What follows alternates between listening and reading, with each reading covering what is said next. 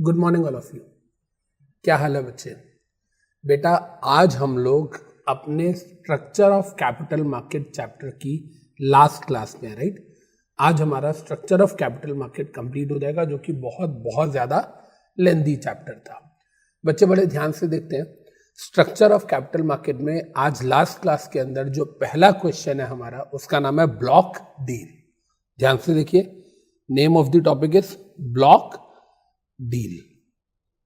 Sir ये block deal क्या होती है, एक बार समझने की कोशिश करते हैं। सुनिएगा बेटा बड़े ध्यान से। करीब 3 साल पहले, 3-3.5 साल हो गए इस बात को, मैं गोवा गया था। जब मैं गोवा गया, मे बी 2016-17 की बात है ये। जब मैं गोवा गया तो वहाँ पर वाइफ के साथ गया था, बच्चे नहीं गए थे, कोई एक काम था, कुछ मीटिंग थी, उसके लिए गया था। फिर फाइनली हमने वहाँ डिसाइड किया कि let us go to the casino. पहले मेरी कहानी सुनिएगा जो मैं बता रहा हूँ, जब तक कहानी समझ नहीं आएगी तब तक ब्लॉक डील समझ नहीं आएगा। तो हमने कहा चलो यार, हम एक कैसीनो कभी देखा नहीं है, कैसी लाइफ होती है, तो let us move on to the casino. तो हम जिंदगी में पहली बार कैसीनो चले गए। जब मैं और मेरी वाइफ कैसीनो गए तो वहाँ पर गोवा में कैसीनो जो है वो शिप पे चलता था, उसका नाम था डेल्ट इन। डेल्ट इन कैसीनो है जो गोवा का सबसे बड़ा कैसीनो माना जाता है।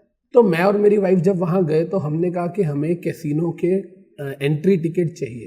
तो उन्होंने बोला कि सर जो एंट्री टिकट है वो पर कपल 6,000 रुपीज़ है और पर कपल 18,000 रुपीज़ है, आपको कौन सी लेनी है? पर कपल 6,000 वाला भी है और पर कपल 18,000 वाला भी है। तो मैंने कहा जी दोनों में फ़र्क क्या है? तो उस लेडी ने जो काउंटर पे बैठी थी उसने मुझे बताया कि सर जो 6,000 रुपये वाली एंट्री टिकट है उसमें आपको 4,000 रुपीज़ के टोकन मिलेंगे खेलने के लिए। जब आप देखते हो मूवीज़ में, आपने कई बार देखा होगा, लोग जुआ खेलते हैं तो वो टोकन होते हैं, राइट, उससे खेलते हैं। तो कहते हैं जी उसको 6,000 में से आपको 4,000 रुपये के टोकन मिलेंगे, 2,000 रुपये आपका लंच वगैरह और उन सब का है, डिनर वगैरह का। मैंने कहा ठीक है, खाने पीने का है, स्नैक्स का है, ड्रिंक्स का है। मैंने कहा 18,000 वाले में क्या होगा? कहती है सर 18,000 वाले में आपको 16,000 रुपीज़ के टोकन मिलेंगे, उसमें भी 2,000 रुपीज़ जो वो फूडिंग वगैरह का है। तो मैंने कहा मैम दोनों में डिफरेंस क्या है? मैं अंदर जाके भी तो ले सकता हूँ अगर मुझे और खेलना हो तो। कहती है हाँ सर ले सकते हो, लेकिन ये जो 18,000 रुपये वाला है ना, ये VIP लाउंज है। मतलब जो हमारा क्रूज़ है जिसमें कैसीनो चलता है, उसमें पूरा एक फ्लोर होगा जो सिर्फ 18,000 वाले क्लाइंट्स के लिए होगा। छोटे क्लाइंट्स वहाँ पर एंटर नहीं कर सकते। वहाँ पर आपको स्पेशल ट्रीटमेंट मिलता है, वो पूरी फ्लोर आपके लिए है। बाकी जो 6,000 वाले नॉर्मली है वो नीचे आप देखोगे, नीचे वाले फ्लोर पे होते हैं, वहाँ बहुत ज़्यादा भीड़ होती है। 18,000 वाले बहुत कम क्लाइंट्स होते हैं, इसलिए हम उन्हें ज़्यादा अच्छे से अटेंड कर पाते हैं और हमारी तरफ से हॉस्पिटैलिटी जो है वो भी ज़्यादा हो जाती है। मैं ये बात आपको क्यों बता रहा हूँ? क्योंकि ये दुनिया का दस्तूर है। जो बंदा आप कोई फ्लाइट पे जा रहे हो, आप कोई एयर फ्लाइट लो, इकोनॉमी क्लास लो या आप बिजनेस क्लास लो, तो बिजनेस क्लास वाले को सर्विसेज ज़्यादा मिलती हैं क्योंकि इसकी टिकट महंगी है, right. In the same manner जैसे फ्लाइट में अमीर लोग, बड़े लोग जाते हैं, जैसे कैसीनोज में बड़े लोग 18,000 वाले में जाते हैं, इसी तरीके से कहते हैं सर शेयर मार्केट में भी तो होता होगा। शेयर मार्केट में एक बंदा 200 रुपये के शेयर खरीद रहा है, एक 2,000 के खरीद रहा है, एक 20 करोड़ के खरीद रहा है, एक 100 करोड़ के खरीद रहा है। तो क्या सबकी इमेज, सबकी गुडविल, सबकी हॉस्पिटैलिटी इक्वल होगी? बिल्कुल नहीं होगी। उसी से रिलेटेड है ये कॉन्सेप्ट जिसका नाम है ब्लॉक डील। कहते हैं सर ब्लॉक डील का क्या मतलब है? सुनिए। कहते हैं सर ये जो ब्लॉक डील है ये पहले सेबी ने सोचा था। स्टॉक एक्सचेंजेस बार बार बोलती थी सेबी को कि हमें ब्लॉक डील अलाउ करो। ब्लॉक डील पहले सेबी ने, क्या होता है मैंने अभी तक नहीं बताया। पहले सेबी ने 2005 में सोचा कि हम ब्लॉक डील अलाउ करते हैं, फिर बीच में बात खत्म हो गई। तो उसके बाद दोबारा 2017 में सेबी ने 12 साल के बाद सर्कुलर निकाला और बोला स्टॉक एक्सचेंजेस को क्या 1 जनवरी 2018 से ब्लॉक डील कर सकते हो। आई रिपीट, 2005 में इनिशिएटिव लेने की कोशिश की, बीच में बातें रह गई, बीच में और चीज़ें आ गई। फिर 12 साल के बाद सेबी ने स्टॉक एक्सचेंजेस को सर्कुलर के थ्रू अलाउ कर दिया कि हाँ ब्लॉक डील कर सकते हो। और फिर उसके बाद 1 जनवरी 2018 से ब्लॉक डील जो है वो इफेक्टिव हो गई। देन सर ये ब्लॉक डील होता क्या है? अब सुनिएगा बड़े ध्यान से। ब्लॉक डील का मतलब होता है कि एक इन्वेस्टर कम से कम 10 करोड़ रुपए की ट्रेडिंग कर रहा है। एक इन्वेस्टर कम से कम 10 करोड़ रुपए की ट्रेडिंग कर रहा है, और वो कम से कम 10 करोड़ रुपए की अगर ट्रेडिंग कर रहा है तो वो इन्वेस्टर जो है कहता है उसके लिए अलग से टाइमिंग डिसाइड किया गया है। अलग से टाइमिंग मतलब बड़े ध्यान से सुनेगा। कोई भी बंदा, अब आप समझ रहे हो ब्लॉक डील मतलब जो एक पूरा का पूरा ब्लॉक मतलब ह्यूज, तो ब्लॉक डील मतलब ह्यूज डील या ह्यूज इन्वेस्टमेंट डील। मैं कम से कम 10 करोड़ रुपए इन्वेस्ट कर रहा हूं तो मैं ब्लॉक डील की विंडो में आ जाऊंगा। इसका मतलब क्या है, आपको पता है मार्केट सुबह 9:15 पे खुलती है, मैंने आपको बताया हुआ है। जब मार्केट 9:15 पे खुलती है तो उससे 15 मिनट पहले pre opening and pre closure session होता है, ये भी हम लोगों को पता है। लेकिन हम उससे भी पहले की बात कर रहे हैं। हम बात कर रहे हैं 9 बजे से पहले की, मतलब 8:45 से लेके 9 o'clock की। 8:45 से लेके 9 तक जो सुबह के 15 मिनट होते हैं, 8:45 से 9 बजे तक, वो टाइमिंग होता है जब ब्लॉक डील विंडो ओपन होती है। मतलब उस टाइमिंग पे कोई भी बंदा अपने 10 करोड़ रुपए के शेयर्स की सेल परचेज का ऑर्डर डाल सकता है। पर याद रखिएगा, जो भी ऑर्डर आप डालेंगे, वो कहता है किस प्राइस पे डालेंगे, कहता है जो भी मार्केट में प्राइस चल रहा है उससे 1% इंक्रीज या डिक्रीज प्राइस पे डाल सकते हैं, इससे ज्यादा नहीं डाल सकते। इसका मतलब अगर 1000 रुपए का शेयर चल रहा है तो 1% 1000 रुपीज का कितना हो गया, 10 रुपीज। तो या तो आप 990 रुपए पे डाल सकते हो या 1010 पे, इससे ज्यादा का गैप नहीं होना चाहिए। Am I clear with this? कहता है जी ये बताओ कि क्या ब्लॉक डील का टाइम दिन में एक ही बार होता है, सुबह 8:45 से लेकर 9 बजे तक? कहता है नहीं जी, एक बार और होता है, 2:05 दोपहर को 2:05 PM, 2:05 से लेके 2:20 तक भी टाइम होता है। तो दिन में 2 बार ब्लॉक डील के लिए विंडो ओपन होती है। कहता है एक दिन में जितनी भी ब्लॉक डील हुई, स्टॉक एक्सचेंज जो है वो लोगों को बताती है उसके बारे में। कहता है जब दिन खत्म हो जाता है बेसिकली, तो स्टॉक एक्सचेंज क्या करती है, अपनी वेबसाइट पे उसको अपलोड कर देती है कि हाँ जी आज पूरे दिन में इस बंदे ने, अमित वोहरा ने इस कंपनी के इतने शेयर्स खरीदे और इतनी ब्लॉक डील करी है। तो कहने का मतलब क्या हुआ, पूरी की पूरी जो डिटेल है वो पब्लिक को बताई जाती है। राइट, क्लियर है जी ये बात? तो मैंने जो आपको बताया अभी, ब्लॉक डील का क्या मतलब है? ब्लॉक डील का मतलब है कि आप बड़ी डील कर रहे हो, आप बड़ी ट्रेडिंग कर रहे हो। कितनी बड़ी? कम से कम 10 करोड़ रुपए की ट्रेडिंग कर रहे हो। उसके लिए मैं ये नहीं कह रहा कि 10 करोड़ की ट्रेडिंग नॉर्मल सेशन में नहीं हो सकती, नॉर्मल में भी हो सकती है। इसका मतलब मैं ये नहीं कह रहा कि अगर आपके पास 18,000 वाले कैसीनो के कूपन है, वो 18,000 वाली टिकट है, तो आप लोअर लेवल पे नहीं जा सकते। 6,000 वाले आप तो जा सकते हो, लेकिन आपके लेवल पे लोअर लोग नहीं आ सकते। इसका मतलब क्या है, आपके पास 10 करोड़ रुपए है तो आप नॉर्मल टाइम पे भी जा सकते हो, लेकिन जिसके पास 10 करोड़ से कम है वो आपकी जो ब्लॉक डील विंडो है उसके अंदर एंटर नहीं कर सकता, मतलब उस टाइम पे ट्रेडिंग नहीं कर सकता। आई होप आप लोगों को मेरे दोनों एग्जांपल से ये बात क्लियर हो गई कि ब्लॉक डील क्या होती है। अब देखिए ध्यान से, क्या मैंने यही लिखा हुआ है, देखिए मैंने कहा 2 सितंबर 2005 को सेबी सोच रहा था लाने की, बातें बीच में रह गई। फिर 26 अक्टूबर 2017 को सेबी ने फाइनली अलाउ कर दिया स्टॉक एक्सचेंजेस को। जब सेबी ने अलाउ किया तो सेबी ने क्या बोला, क्या होता है ये ब्लॉक डील? सेबी ने क्या परमिशन दी स्टॉक एक्सचेंज को? To create separate trading window, ये देख लो language, to create separate trading window to facilitate execution of large trades. जो अमीर लोग हैं, जो बड़े कस्टमर्स हैं, जो बड़े ट्रेडर्स हैं, उनके लिए एक अलग से विंडो बनाई गई, जैसे कैसीनो में उनके लिए अलग से फ्लोर बनाया गया। राइट बच्चे? तो ये कब से इफेक्टिव हुआ था? मैंने आपको बोला 1 जनवरी 2018 से इफेक्टिव हुआ। 2 बार ब्लॉक डील विंडो ओपन होती है, मॉर्निंग में एंड आफ्टरनून में। मैंने आपको बताया मॉर्निंग का टाइम कितना होता है? सर मॉर्निंग का टाइम होता है 8:45 से 9 AM, यही मैंने आपको बताया। आफ्टरनून का 2:05 से 2:20 PM। इसमें मिनिमम ऑर्डर कितना होता है? 10 करोड़ रुपीस का हमारा मिनिमम ऑर्डर होता है। और जो प्राइस आप उसमें रखोगे अपने ऑफर का, वो कहता है वो वाला जो प्राइस है वो प्रीवेलिंग प्राइस के +1% या -1% हो सकता है। मैंने आपको एग्जांपल दिया कि मार्केट में शेयर 1000 रुपीस का चल रहा है, तो आप जो भी प्राइस कर रहे हो सेल या बाय का, वो 990 या 1010 इसके रेंज में हो सकता है, इससे ज्यादा बाहर नहीं हो सकता। फिर मैंने आपको बताया कि स्टॉक एक्सचेंज जो है वो पब्लिक को इंफॉर्मेशन देती है।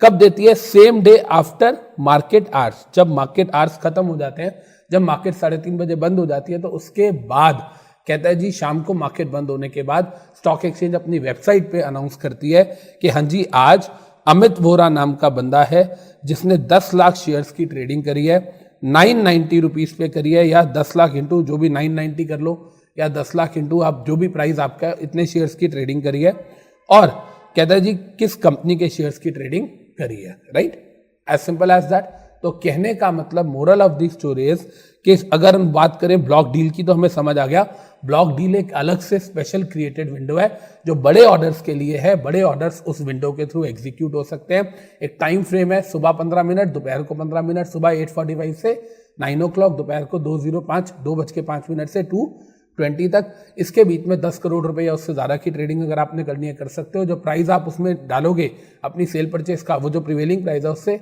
हायर, अगर आप ऑब्वियसली बात है सेल कर रहे हो तो आप हायर प्राइस चाहोगे, परचेस कर रहे हो तो कम प्राइस चाहोगे।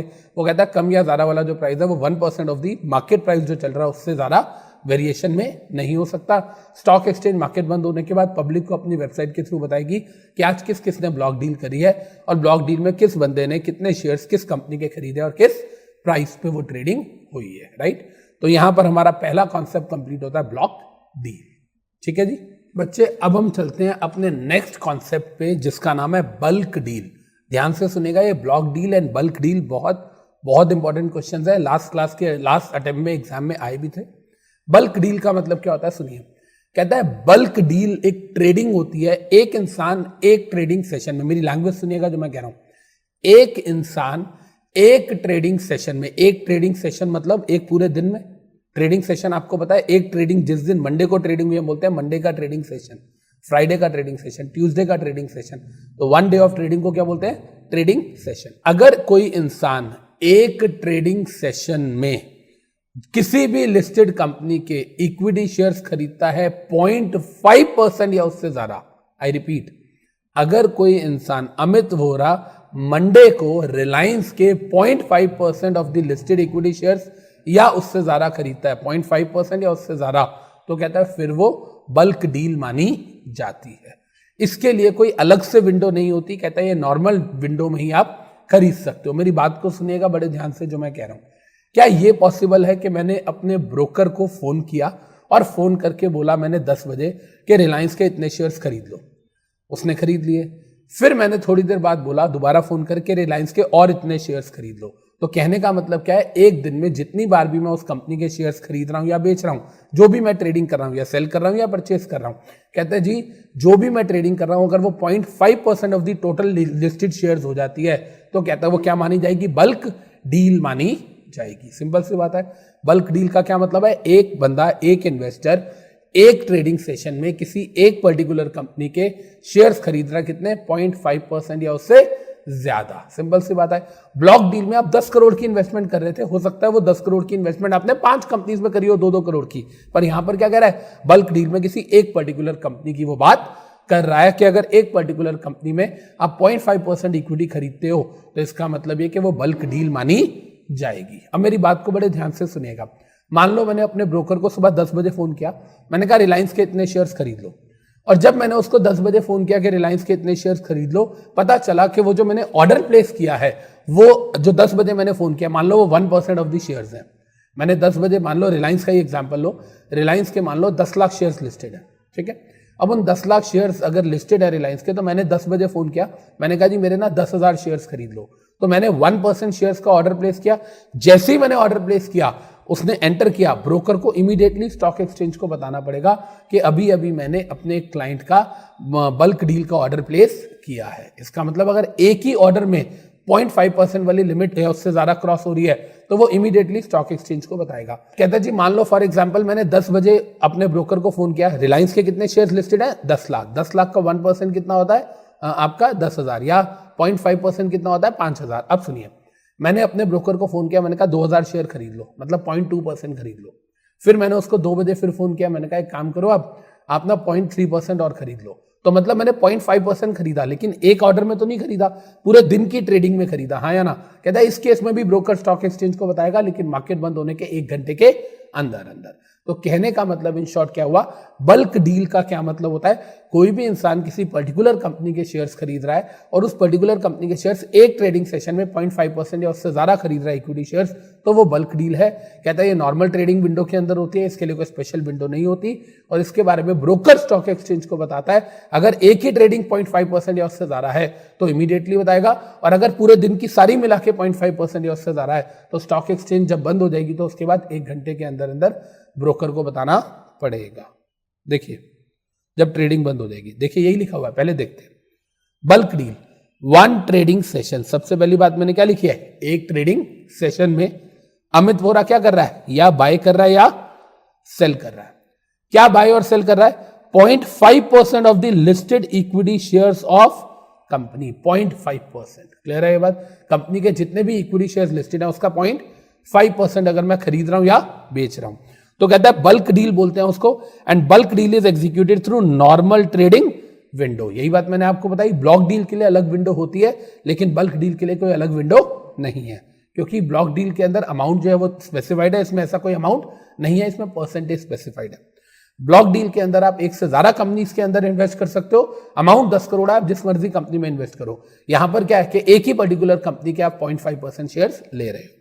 आगे कहता है जी, स्टॉक ब्रोकर स्टॉक एक्सचेंज को इंटीमेट करेगा। देखो, who will intimate, stock broker, to whom, stock exchange. Daily basis पे इंटीमेट करते हैं, डेली इंटीमेट करते हैं कि आज हमारे यहां कितनी बल्क डील हुई है। कहता है सर जो इंटीमेट करेगा कब करेगा, कहता है अगर एक ही ऑर्डर था, सिंगल ऑर्डर था जो 0.5% या उससे ज्यादा था, तो इमीडिएटली इंटीमेट करेगा, राइट।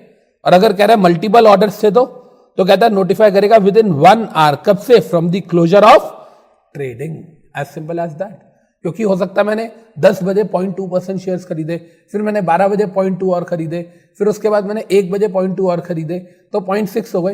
हो सकता है मैं अभी और मार्केट बंद होने तक और ज्यादा शेयर्स खरीद लूं। तो कहने का मतलब क्या हुआ, moral of the story is, अगर एक इंसान एक ट्रेडिंग सेशन के अंदर एक कंपनी के, एक दिन में एक कंपनी के 0.5% से ज्यादा शेयर, 0.5% और मोर शेयर्स ट्रेड करता है, चाहे वो सेल हो या परचेज हो, थ्रू नॉर्मल विंडो होता है ये, तो इसको बल्क डील बोलते हैं। स्टॉक एक्सचेंज को, ब्रोकर की ड्यूटी है कि वो स्टॉक एक्सचेंज को इंटीमेट करे कब, अगर एक ही ट्रांजैक्शन में ये लिमिट क्रॉस हो रही है या 0.5% या उससे ज्यादा हो रहा है तो इमीडिएटली बताएगा।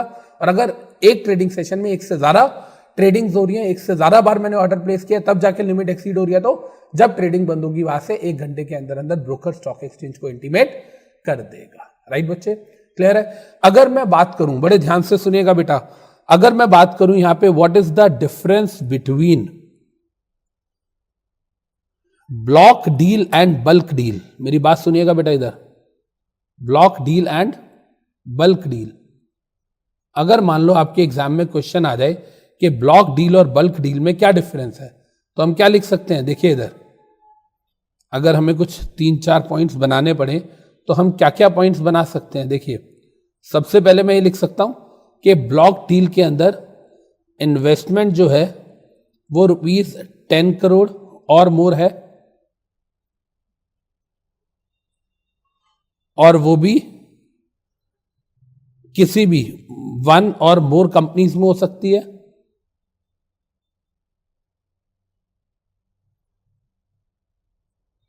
इसके अंदर सेपरेट विंडो होती है,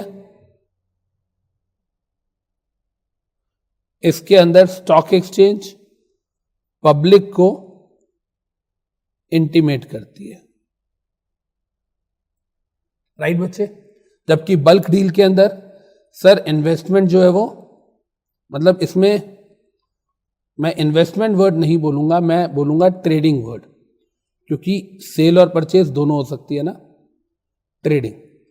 सर इसमें जो ट्रेडिंग है वो 0.5% ऑफ इक्विटी शेयर्स है, इसमें सिर्फ इक्विटी शेयर्स की बात कर रहा है, याद रखिएगा, और ब्लॉक डील में कोई भी इंस्ट्रूमेंट हो सकती है। सर इसमें सेम कंपनी, 1 कंपनी की बात कर रहा है ये।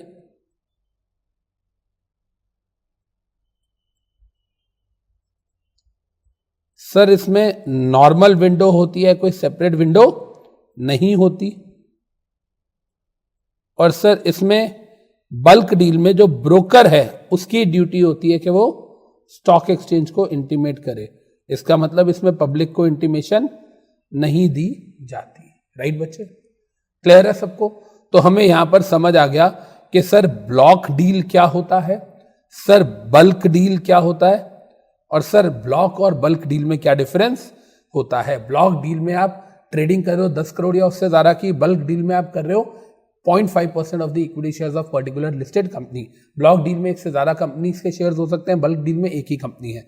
ब्लॉक डील के अंदर सेपरेट विंडो होती है, बल्क डील में सेपरेट विंडो नहीं होती। ब्लॉक डील में स्टॉक एक्सचेंज पब्लिक को बताती है, जबकि बल्क डील में ब्रोकर स्टॉक एक्सचेंज को इंटीमेट करता है। राइट, तो यहां पर हमें block deal versus bulk deal का डिफरेंस क्लियर हो गया।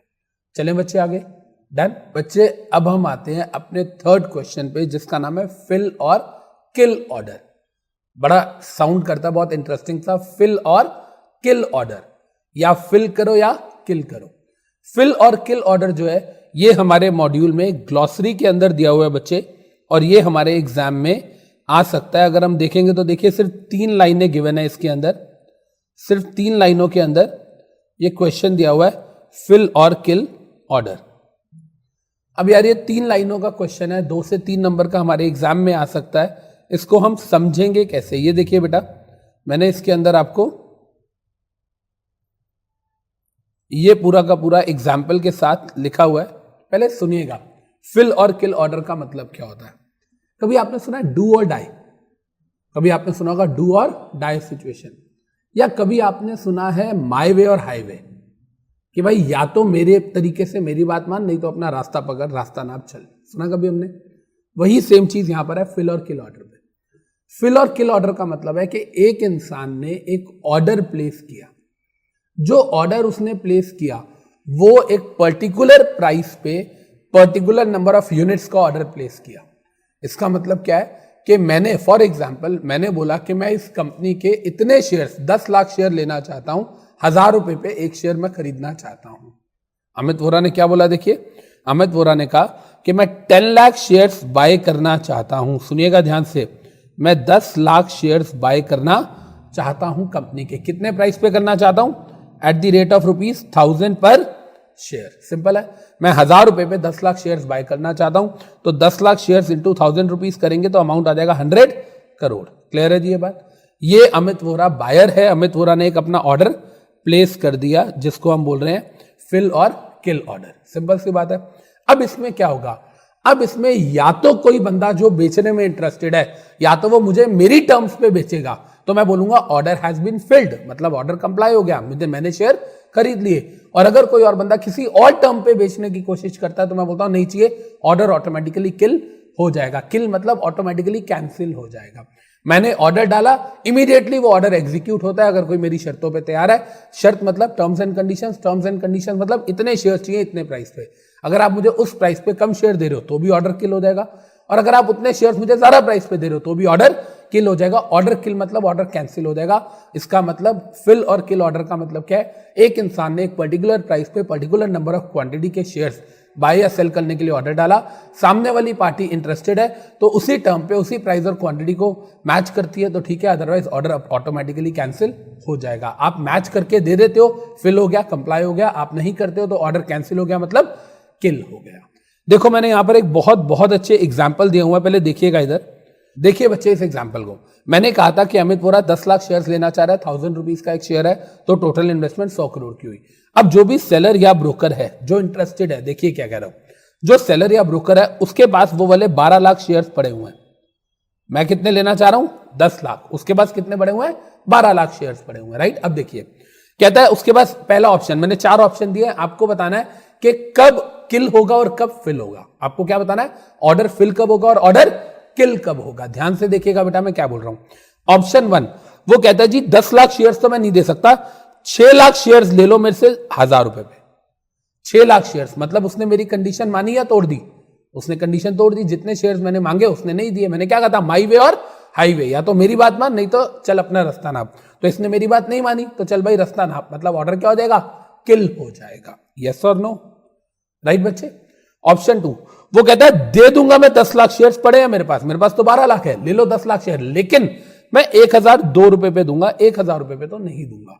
मतलब यहां पर वो क्वांटिटी मैच कर रहा है लेकिन जो प्राइस है वो मेरे वाला नहीं दे रहा, तब भी मैं बोलूंगा चल भाई अपना रास्ता नाप। इसका मतलब ऑर्डर इज किल्ड। ये बात समझ आ रहा है? पहले केस में वो मेरे प्राइस पे अग्री कर रहा है लेकिन क्वांटिटी उतनी नहीं दे रहा, दूसरे केस में वो क्वांटिटी उतनी दे रहा है लेकिन प्राइस मेरे वाला नहीं दे रहा, तो दोनों ही केसेस में ऑर्डर क्या हो जाएगा? किल हो जाएगा। राइट बच्चे। लेकिन जब हम ऑप्शन 3 की बात करते हैं, देखिए इसमें क्या कह रहा है, इसमें कहता है जी वो 10 लाख शेयर देने को तैयार है और 1000 रुपए पे भी देने को तैयार है। मतलब वो दोनों बातें मेरी अग्री कर रहा है, मतलब he is agree to come my way. इसका मतलब ऑर्डर इज फिल्ड। सिंपल है, ऑर्डर फिल हो गया। एंड 4th केस कहता है, वो कहता है अमित जी ठीक है मैं आपको 10 लाख शेयर दे दूंगा। वो ऑनलाइन जैसे मैंने बाइंग ऑर्डर डाला, उसने सेलिंग प्राइस डाला था 10 लाख शेयर का 998 रुपीज पे, मैं तो मांग रहा था 1000 रुपए पे, उसने कहा मैं 998 पे देने को तैयार हूं।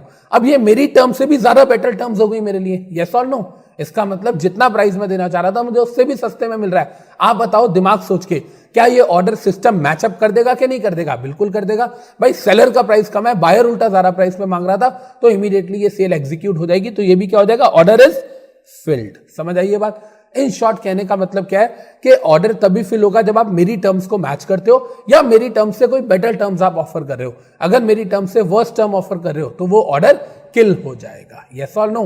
तो मतलब जितने शेयर्स मैंने मांगे हैं उतने ही आपको देने पड़ेंगे, प्लस या उस प्राइस पे दो या उससे कम पे दो। अगर आप लेस नंबर और लेसर नंबर ऑफ शेयर्स दे रहे हो तो भी किल हो जाएगी डील, और अगर आप सेम नंबर ऑफ शेयर्स दे रहे हो एट हायर प्राइस तो भी सेल किल हो जाएगी। सिंपल सी बात है, एज सिंपल एज दैट। तो एक बार हम इसकी थियरी देख लेते हैं। देखिए क्या कह रहा है बच्चे ये थियरी में, देखिए कह रहा है an order that requires an immediate purchase और सेल। एन इमीडिएट सेल और परचेज मतलब ये ऑर्डर ऐसा नहीं है कि मैंने डाला तो वेट करेगा ना, कहता है वेट वूट वाला कोई चक्कर नहीं है, जैसे ही आपने डाला इमीडिएटली इस पे जवाब आना चाहिए, उसको हम बोलते हैं फिल और किल ऑर्डर। हम अपने ब्रोकर को बोलते हैं कि आप फिल और किल ऑर्डर डाल दो। If the order can not be filled immediately it is automatically cancelled. Cancelled मतलब किल्ड, यही मैंने आपको बोला। Plus this type of order are used by active traders. Obvious सी बात है, छोटा मोटे बंदे को तो इतनी नॉलेज ही नहीं होती, आम आदमी को तो पता भी नहीं होता कि फिल और किल नाम का कोई ऑर्डर है। ये उसी है, इस नाम की भी कोई ट्रेडिंग होती है, ये तो उसी को पता है जो मार्केट का कीड़ा है, जिसको मार्केट की नॉलेज है, जो एक्टिव ट्रेडर है। सिंपल सी बात है। और ये कहता है लार्ज क्वांटिटी ऑफ स्टॉक के लिए होता है। The order must be filled in its entirety fully. ये बात समझ रहे हो? ऑर्डर मैच करेगा तो पूरा मैच करेगा। 10 लाख में से 6 लाख ले लो, 8 लाख ले लो, नहीं चलेगा। जितने शेयर्स मैं कह रहा हूं पूरा का पूरा मेरा ऑर्डर मतलब पूरी क्वांटिटी के लिए वो ऑर्डर जो है वो फिल होगा, अदरवाइज किल हो जाएगा। देखो the order must be filled in its entirety मतलब फुली और गेट किल्ड, राइट?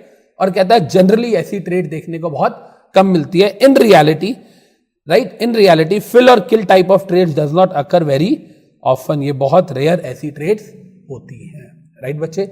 तो आई होप आप लोगों को यहां पर समझ आ गया कि फिल और किल ऑर्डर का क्या मतलब है, कि ये बड़ी क्वांटिटी के लिए मैंने ऑर्डर प्लेस किया है, बाइंग या सेलिंग का ऑर्डर है। जो भी मैंने ऑर्डर प्लेस किया आपको इमीडिएटली, अगर मार्केट में ऑनलाइन इमीडिएटली कोई मेरी टर्म्स को मैच करने वाला है तो वो ऑर्डर एग्जीक्यूट हो जाएगा, मतलब फिल हो जाएगा, अदरवाइज किल हो जाएगा, कैंसिल हो जाएगा। आपकी टर्म्स या तो मेरी टर्म्स से मैच करनी चाहिए या मेरे फेवर में होनी चाहिए। अगर उसमें क्वांटिटी को लेकर कुछ भी गेम है या प्राइस थोड़ा सा भी हायर है, मेरे अगेंस्ट आती है सिचुएशन, तो वो ऑर्डर किल हो जाएगा। That's it. क्लियर है बच्चे? तो यहां पे हमने पढ़ लिया fill or kill order. Done. अब देखिए बच्चे, हम मूव ऑन करते हैं अपने नेक्स्ट क्वेश्चन पे, जिसका नाम है FED पॉलिसी या फेड पॉलिसी, और उस फेड पॉलिसी का इंडियन इकोनॉमी पे क्या इंपैक्ट होता है। हमारा क्वेश्चन क्या है? FED या फेड पॉलिसी और इस पॉलिसी का इंडियन इकोनॉमी पे क्या इंपैक्ट होता है। बड़े ध्यान से देखिएगा बेटा। सर हमने क्रेडिट पॉलिसी सुनी है, हमने मॉनेटरी पॉलिसी पढ़ी थी, हमने सर फिस्कल पॉलिसी सुनी है, लेकिन सर ये फेड पॉलिसी FED पॉलिसी तो हम पहली बार सुन रहे हैं। बड़े ध्यान से देखिएगा बेटा, हम सबको कभी फाउंडेशन में या कभी 12th की इकोनॉमिक्स में पढ़ाया जाता था, जैसे इंडिया में सेंट्रल बैंक होता है वैसे ही इंडिया के बाहर US में, जो जैसे इंडिया में हम RBI बोलते हैं, reserve bank of India, central bank को RBI बोलते हैं, जो सारे के सारे कमर्शियल बैंक्स को रेगुलेट करता है, सुपरवाइज करता है। इसी तरीके से US के सेंट्रल बैंक को फेडरल रिजर्व बोला जाता है। पता है हमें इतना? US का जो बैंक है, जो सेंट्रल बैंक है US का, उसे हम क्या बोलते हैं? Federal reserve. इंडिया में रिजर्व बैंक, वहां पर फेडरल रिजर्व। अब आप मेरी बात सुनिए, आपको पता होगा, हमने पढ़ा था मॉनेटरी पॉलिसी में कि RBI जो है वो कमर्शियल बैंक्स को जब लोन देता है तो उनसे इंटरेस्ट चार्ज करता है, जिसको हम बैंक रेट या रेपो रेट बोलते हैं। याद आ रहा है इसमें क्या डिफरेंस होता है? स्लाइड सा वो भी हमने पढ़ा था। जनरल भाषा में हम उसे बैंक रेट भी बोलते हैं या रेपो रेट भी बोलते हैं, राइट? तो माय पॉइंट इज, जैसे हमारा RBI कमर्शियल बैंक्स को लोन देता है और इंटरेस्ट चार्ज करता है, इसी तरीके से जो फेडरल बैंक है या जो फेडरल रिजर्व है US का, वो भी तो अपने कमर्शियल बैंक्स को लोन देता होगा, हाँ या ना? और वो भी तो कमर्शियल बैंक्स को जब लोन देता होगा तो उनसे इंटरेस्ट लेता होगा। तो जो US का फेडरल बैंक US के कमर्शियल बैंक्स को लोन देता है और इंटरेस्ट चार्ज करता है, उसे हम बोलते हैं फेडरल रेट। जैसे हम इंडिया में बोलते हैं रेपो रेट या बैंक रेट, उधर क्या बोलते हैं? फेडरल रेट या FED रेट। तो FED पॉलिसी का मतलब क्या हुआ? वो पॉलिसी जो कि फेडरल रिजर्व ने माने यूएस के सेंट्रल बैंक ने बनाई है। जैसे हमारे यहाँ पर आरबीआई की ड्यूटी है मॉनेटरी पॉलिसी देखने की, मॉनेटरी पॉलिसी को कंट्रोल करने की, प्राइस को कंट्रोल करने की, ना इन्फ्लेशन हो ना डिफ्लेशन हो। वो आरबीआई की ड्यूटी बनती है कि मॉनेटरी स्टेबिलिटी रहे, मतलब जो रेट ऑफ इंटरेस्ट है वो नॉर्मल रहे, demand for money is equal to supply of money होनी चाहिए। ये सारी चीजें इकोनॉमिक्स में पढ़ाई जाती हैं बचपन में, या कभी अगर आप लोगों ने सुना हो तो हम बोलते हैं कि बैलेंस ऑफ पेमेंट जो है वो बैलेंस्ड होना चाहिए, ना इंक्रीज होना चाहिए, ना सरप्लस होना चाहिए, ना डेफिसिट होना चाहिए। तो moral of the story is जो सारी की सारी ड्यूटीज इंडिया में आरबीआई की होती हैं वो इंडिया के बाहर यूएस में किसकी होती हैं? फेडरल रिजर्व की होती है। सिंपल सी बात है। तो जो फेडरल रिजर्व की पॉलिसी होती है उसे हम फेडरल पॉलिसी बोलते हैं, और वो जिस रेट ऑफ इंटरेस्ट पे यूएस के कमर्शियल बैंक्स को लोन देते हैं उसको हम फेडरल रेट बोलते हैं। तो इन शॉर्ट ये क्वेश्चन की जो हेडिंग है देखिए, fed policy, FED policy and its impact on Indian economy. In short ये जानना चाह रहा है कि यूएस के फेडरल रिजर्व का, यूएस के फेडरल बैंक का, यूएस का जो सेंट्रल बैंक है उसकी क्या पॉलिसीज होती हैं और क्या उसका इंपैक्ट इंडियन इकोनॉमी पे पड़ता है कि नहीं पड़ता, और अगर पड़ता है तो पॉजिटिव होता है या नेगेटिव होता है। यार देखो एक चीज तो कंफर्म है कि हम सबको पता है कि आज के टाइम में ग्लोबलाइजेशन का एरा है, ग्लोबलाइजेशन, ये तो हमें पता है, और हम सबको ये बात भी पता है कि ग्लोबलाइजेशन है तो इसका मतलब क्या है कि एक ग्लोबलाइजेशन का मतलब क्या होता है? Unification of one economy with the rest of the world economies, कि एक देश की इकोनॉमी खुद को अलग नहीं कर सकती। आजकल सारी ओपन इकोनॉमीज है, कोई क्लोज्ड इकोनॉमी नाम की चीज नहीं है। इसका मतलब सारी इकोनॉमीज को रेस्ट ऑफ द वर्ल्ड से डील करना पड़ता है। तो यस, आप उनको इंपैक्ट करते भी हो और आप उनसे इंपैक्ट होते भी हो, एज सिंपल एज दैट। तो इसका मतलब ये हुआ कि कहीं ना कहीं जो यूएस की इकोनॉमी है, जो यूएस की फेडरल रिजर्व है, उसकी पॉलिसीज का इंडिया पे भी इंपैक्ट पड़ता होगा। यार एक छोटा सा एग्जांपल देता हूं। मान लो फेडरल रिजर्व जो है, पूरी बात समझिएगा, मान लो उनके देश में जो फेडरल रिजर्व है उसने क्या कर रखा है, उसने रेट ऑफ इंटरेस्ट जो है वो कम कर रखा है, फेडरल रेट जो है वो कम है। इस वजह से फेडरल रेट कम है, इसका मतलब जो कमर्शियल बैंक्स का रेट है वो भी कम है। इसका मतलब ये कि जो इन्वेस्टर्स हैं उन्हें पता है उनकी इकोनॉमी में कम रेट ऑफ इंटरेस्ट मिल रहा है, तो वो इंडिया में आके इन्वेस्ट कर लेते हैं। सिंपल सी बात है। मैं इन्वेस्टर्स के पॉइंट ऑफ व्यू से बात कर रहा हूं, हाउस होल्ड के पॉइंट ऑफ व्यू से, क्योंकि दोबारा समझो, क्योंकि फेडरल रिजर्व ने इंटरेस्ट रेट वहां कम कर रखा है। इसका मतलब ये कि कमर्शियल बैंक्स का भी रेट ऑफ इंटरेस्ट वहां कम है, वो उतना ज्यादा इंटरेस्ट नहीं देते हैं ना लेते हैं, इसलिए जो वहां के इन्वेस्टर्स हैं वो इंडिया में इन्वेस्ट करते हैं। आपको एक चीज पता होना चाहिए, इंडिया में सेविंग बैंक में आपको साल का 4, 4.5, 5% इंटरेस्ट मिलता है। कोटक बैंक तो 6% भी देता है। अगर आपने एडवर्टीजमेंट देखी हो कभी विनय पाठक की, तो वो बोलता है कि आप 2% ज्यादा नहीं, आप 50% ज्यादा सोचिए, 4 की जगह 6% इंटरेस्ट मिलता है कोटक के सेविंग बैंक में, सेविंग अकाउंट में। लेकिन आप सुनिए, अब्रॉड में सेविंग अकाउंट में पैसा डालने में 1% इंटरेस्ट मिलता है, पूरे साल का 1% ब्याज मिलता है। समझ रहे हो मेरी बात? अगर आप 1 करोड़ रुपया डालोगे बैंक में तो 1 साल बाद 1 करोड़ 1 लाख मिलेगा, जबकि इंडिया में 1 करोड़ 7 लाख के आसपास मिलता है एफडी वगैरह में, और सेविंग अकाउंट में 1 करोड़ 4 लाख हो जाता है।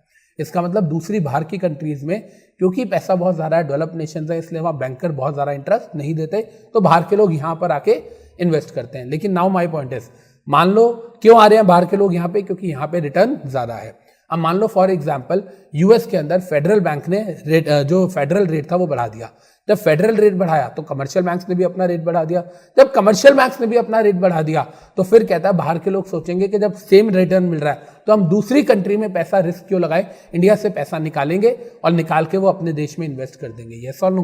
तो कहता है कहीं ना कहीं फेडरल पॉलिसीज जो है, जो कि रिजर्व बैंक की पॉलिसीज हैं, किसका रिजर्व बैंक? यूएस का, उसका कहीं ना कहीं इंडियन इकोनॉमी पे इंपैक्ट होता है। यस और नो? Am I clear? ये मैंने आपको एक एग्जांपल दिया, आगे देखते हैं इसके बारे में डिटेल में क्या दिया हुआ है। देखिए सबसे पहले कह रहा है सर एफईडी पॉलिसी या federal policy and its impact on Indian economy. इसमें कह रहा है सर फेड पॉलिसी का मतलब है policy of federal reserve of US, और फेडरल रिजर्व क्या है? यूएस का सेंट्रल बैंक है। सर जो यूएस का सेंट्रल बैंक है उसे हम बोलते हैं फेडरल रिजर्व, राइट? कहता है सर उसके फंक्शंस क्या हैं? यार वही फंक्शंस होंगे जो यहां पर आरबीआई के फंक्शंस हैं, कोई अलग फंक्शंस थोड़ी हैं। वो भी वहां पे मॉनेटरी पॉलिसी देखता है, वो भी वहां पे फाइनेंशियल स्टेबिलिटी देखता है, वो भी वहां पे देखता है कि बैंक्स जो है वो ढंग से काम कर रहे हैं, बैंक कोई फाइनेंशियली वीक तो नहीं हो रहा, इंसॉल्वेंट तो नहीं हो रहा। जैसे इंडिया में आरबीआई जो है वो सारे फाइनेंशियल इंस्टीट्यूशंस को रेगुलर यू कैन से सुपरवाइज करता है या रेगुलराइज करता है, या आप ये कह सकते हो सबको आरबीआई से लाइसेंस लेना पड़ता है, चाहे वो बैंक है चाहे वो नॉन बैंकिंग फाइनेंशियल कंपनीज हैं। इसी तरीके से फेडरल रिजर्व अपने देश में फाइनेंशियल इंस्टीट्यूशंस की फंक्शनिंग को देखता है। कहता है जी सारी की सारी सेटलमेंट जो है वो आरबीआई ही, जो जैसे हमारे यहाँ पे होता है ना, आपने कभी अगर 12th में इकोनॉमिक्स पढ़ी हो या फाउंडेशन में पढ़ी हो तो आपने पढ़ा होगा कि रिजर्व बैंक ऑफ इंडिया जो है वो क्लियरिंग एजेंट का काम करता है, क्लियरिंग हाउस फंक्शन का काम करता है। आप सुना ना, अगर आपको हम सिंपल बोले, एक दिन में एचडीएफसी बैंक से आईसीआईसीआई बैंक में कितने चेक जाते होंगे? मान लो मेरा बैंक है एचडीएफसी और मैंने आपको क्या, मेरा अकाउंट है एचडीएफसी में, मैंने आपको पेमेंट करनी है, मैंने एचडीएफसी का चेक दिया, आपका अकाउंट है आईसीआईसी में, मैंने अकाउंट पे ही चेक दिया, आप अपने अकाउंट में डालोगे, फिर आपका बैंक मेरे बैंक में भेजेगा, नेगोशिएबल इंस्ट्रूमेंट एक्ट में पढ़ाया जाता है। माय पॉइंट इज कि एक दिन में लाखों करोड़ों रुपए के चेक एक बैंक से दूसरे बैंक में जाते होंगे और वहां से यहां पर भी आते होंगे। तो कहता क्या इंडिविजुअल बेसिस पे एक एक चेक की सेटलमेंट होती है? कहता ना जी ना, इंडिविजुअल बेसिस पे सेटलमेंट नहीं होती, सारे की सारे eight the end of the day calculation होती है। एचडीएफसी के पास कितने चेक आए हैं आईसीआईसीआई को पे करने के लिए, कितना अमाउंट है? 4 करोड़ 20 लाख। आईसीआईसीआई के पास कितना आया एचडीएफसी का? 4 करोड़ 30 लाख। तो वो 10 लाख का डिफरेंस पे कर देते हैं, बाकी अपने अपने क्लाइंट्स को खुद पैसे दे देते हैं। इसका मतलब इंडिविजुअल बेसिस पे चेक्स की सेटलमेंट नहीं होती। At the end of the day RBI बीच में आता है और दोनों के बीच में क्लियरिंग कराता है। तो जैसे आरबीआई सेटलमेंट कराता है दो बैंक्स के बीच में, ऐसे फेडरल रिजर्व भी यूएस के कमर्शियल बैंक्स के बीच में सेटलमेंट करवाता है। तो फॉस्टर करता है payment and settlement in the banking industry, right. And सबसे बड़ी चीज कहता है भाई साहब, जो फेडरल रिजर्व है वो कंज्यूमर्स को भी देखता है। कंज्यूमर्स मतलब जो अकाउंट होल्डर्स हैं, यस और नो, जो भी लोग बैंकिंग सर्विसेज ले रहे हैं। आपको एक बात पता नहीं है, इंडिया में जब हम बैंकिंग सर्विसेज की बात करते हैं तो बहुत कम चार्जेस लेता है बैंक। इंडिया में बैंक चार्जेस बहुत कम होते हैं, साल के 300 रुपये 400 रुपये। आपको पता है यूएस में, कनाडा में, स्पेशली इन दोनों कंट्रीज की बात करूं तो यहाँ पर मंथ $20 के चार्जेस होते हैं, $20 to $25 पर मंथ। इसका मतलब आप समझ रहे हो, अगर कनाडा का डॉलर 50 रुपीज़ का है और आप मान लो $20 भी पर मंथ हो, मतलब 1000 रुपये पर मंथ, मतलब साल के 10,000 रुपये बैंकर आपकी फीस लेता है। मतलब एक तो इसका मतलब आप समझ रहे हो, मैंने 1 करोड़ रुपये जमा कराए, जब मैंने 1 करोड़ रुपये जमा कराए तो उस पर 1% का इंटरेस्ट मिलेगा साल के बाद, मतलब 1 करोड़ 1 लाख मिलेगा, उसमें से भी बैंक अपनी 10,000 12,000 रुपये, 1000 रुपये पर मंथ के हिसाब से 12,000 फीस काट लेगा। तो मतलब मेरे को मिलेगा 1 करोड़ 88,000 रुपीज़। क्या मिला मुझे? तो कहने का मतलब क्या है कि वहां पर फीसेस बहुत ज़्यादा है। इसका मतलब फीसेस ज़्यादा है, बैंकर अपनी सर्विसेज के लिए पैसे लेता है, तो बैंकर की ड्यूटी भी बनती है कि वो A1 सर्विसेज दे। नहीं देता तो कहता है फेडरल रिजर्व ये भी देखता है कि कंज्यूमर परेशान तो नहीं हो रहे, और कंज्यूमर्स के लिए, कंज्यूमर्स मतलब बैंकिंग कंज्यूमर्स के लिए जो भी लॉज है वो कैसे बनाए जा रहे हैं, सबकी सब कुछ नजर, मतलब किसके कंट्रोल में होता है? फेडरल रिजर्व के। देखिए, कंज्यूमर्स को प्रोटेक्ट करता है, सुपरवाइज करता है उनके रिलेशंस। कंज्यूमर मतलब बैंक अकाउंट होल्डर, उनके रिलेशंस किसके साथ? फाइनेंशियल इंस्टीट्यूशंस के साथ। मेरे अपने बैंकर के साथ कैसे रिलेशन है। एंड कहता है एडमिनिस्टर करता है कंज्यूमर लॉस को, राइट। तो यहां पर हमें समझ आया कि सर फेड पॉलिसी का मतलब क्या है? Policy of federal reserve. Federal reserve क्या होता है? यूएस का रिजर्व बैंक होता है। सर उसके फंक्शंस क्या होते हैं? जो इंडिया में आरबीआई के होते हैं वो वहां पर फेडरल रिजर्व के होते हैं, राइट। चलें आगे। अब यहां पर कह रहा है बच्चे, how US federal rate can impact India. यही तो हमारा क्वेश्चन है ना सेकंड पार्ट में। देखिए सेकंड पार्ट में क्वेश्चन क्या है? इंपैक्ट ऑन इंडियन इकोनॉमी, कि सर उस फेडरल रेट का इंडियन इकोनॉमी पे क्या इंपैक्ट पड़ रहा है। देखिए सबसे पहले देखिए, मैंने एक बेसिक एग्जांपल यहां क्रिएट किया है। देखिएगा जो हम पढ़ रहे हैं ना बच्चे, ये सारा एज पर आर मॉड्यूल है। देखिए अगर मैं आपको मॉड्यूल में दिखाना चाहूं तो ये सारी की सारी चीजें जो हम पढ़ रहे हैं ये बिल्कुल हम हमारे मॉड्यूल के हिसाब से ही पढ़ रहे हैं।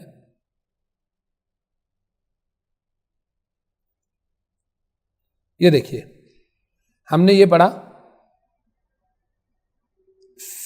FED policy. एफईडी पॉलिसी क्या होती है? फेडरल रिजर्व सिस्टम है, यूएस की इकोनॉमी के लिए है। क्या क्या उसके फेडरल रिजर्व के क्या क्या फंक्शंस हैं, क्या क्या ऑब्जेक्टिव्स हैं। अगर आप देखेंगे तो हमने भी 5 पॉइंट्स पढ़े थे, 1 2 3 4 5, और 5वां वही कंज्यूमर प्रोटेक्शन वाला सेम है।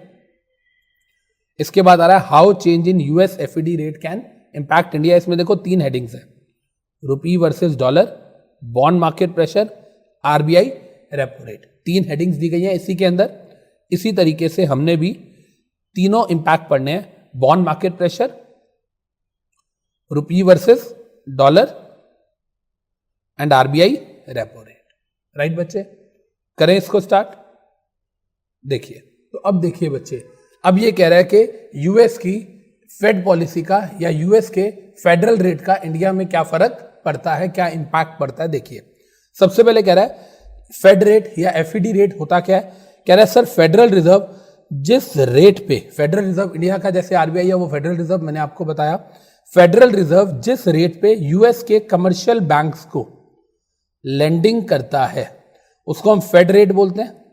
और कहता है कमर्शियल बैंक आगे पब्लिक को जिस पे लेंडिंग करते हैं उसे हम रेट ऑफ इंटरेस्ट बोलते हैं। इंडिया में भी रेट ऑफ इंटरेस्ट बोलते हैं या इंटरेस्ट रेट बोलते हैं।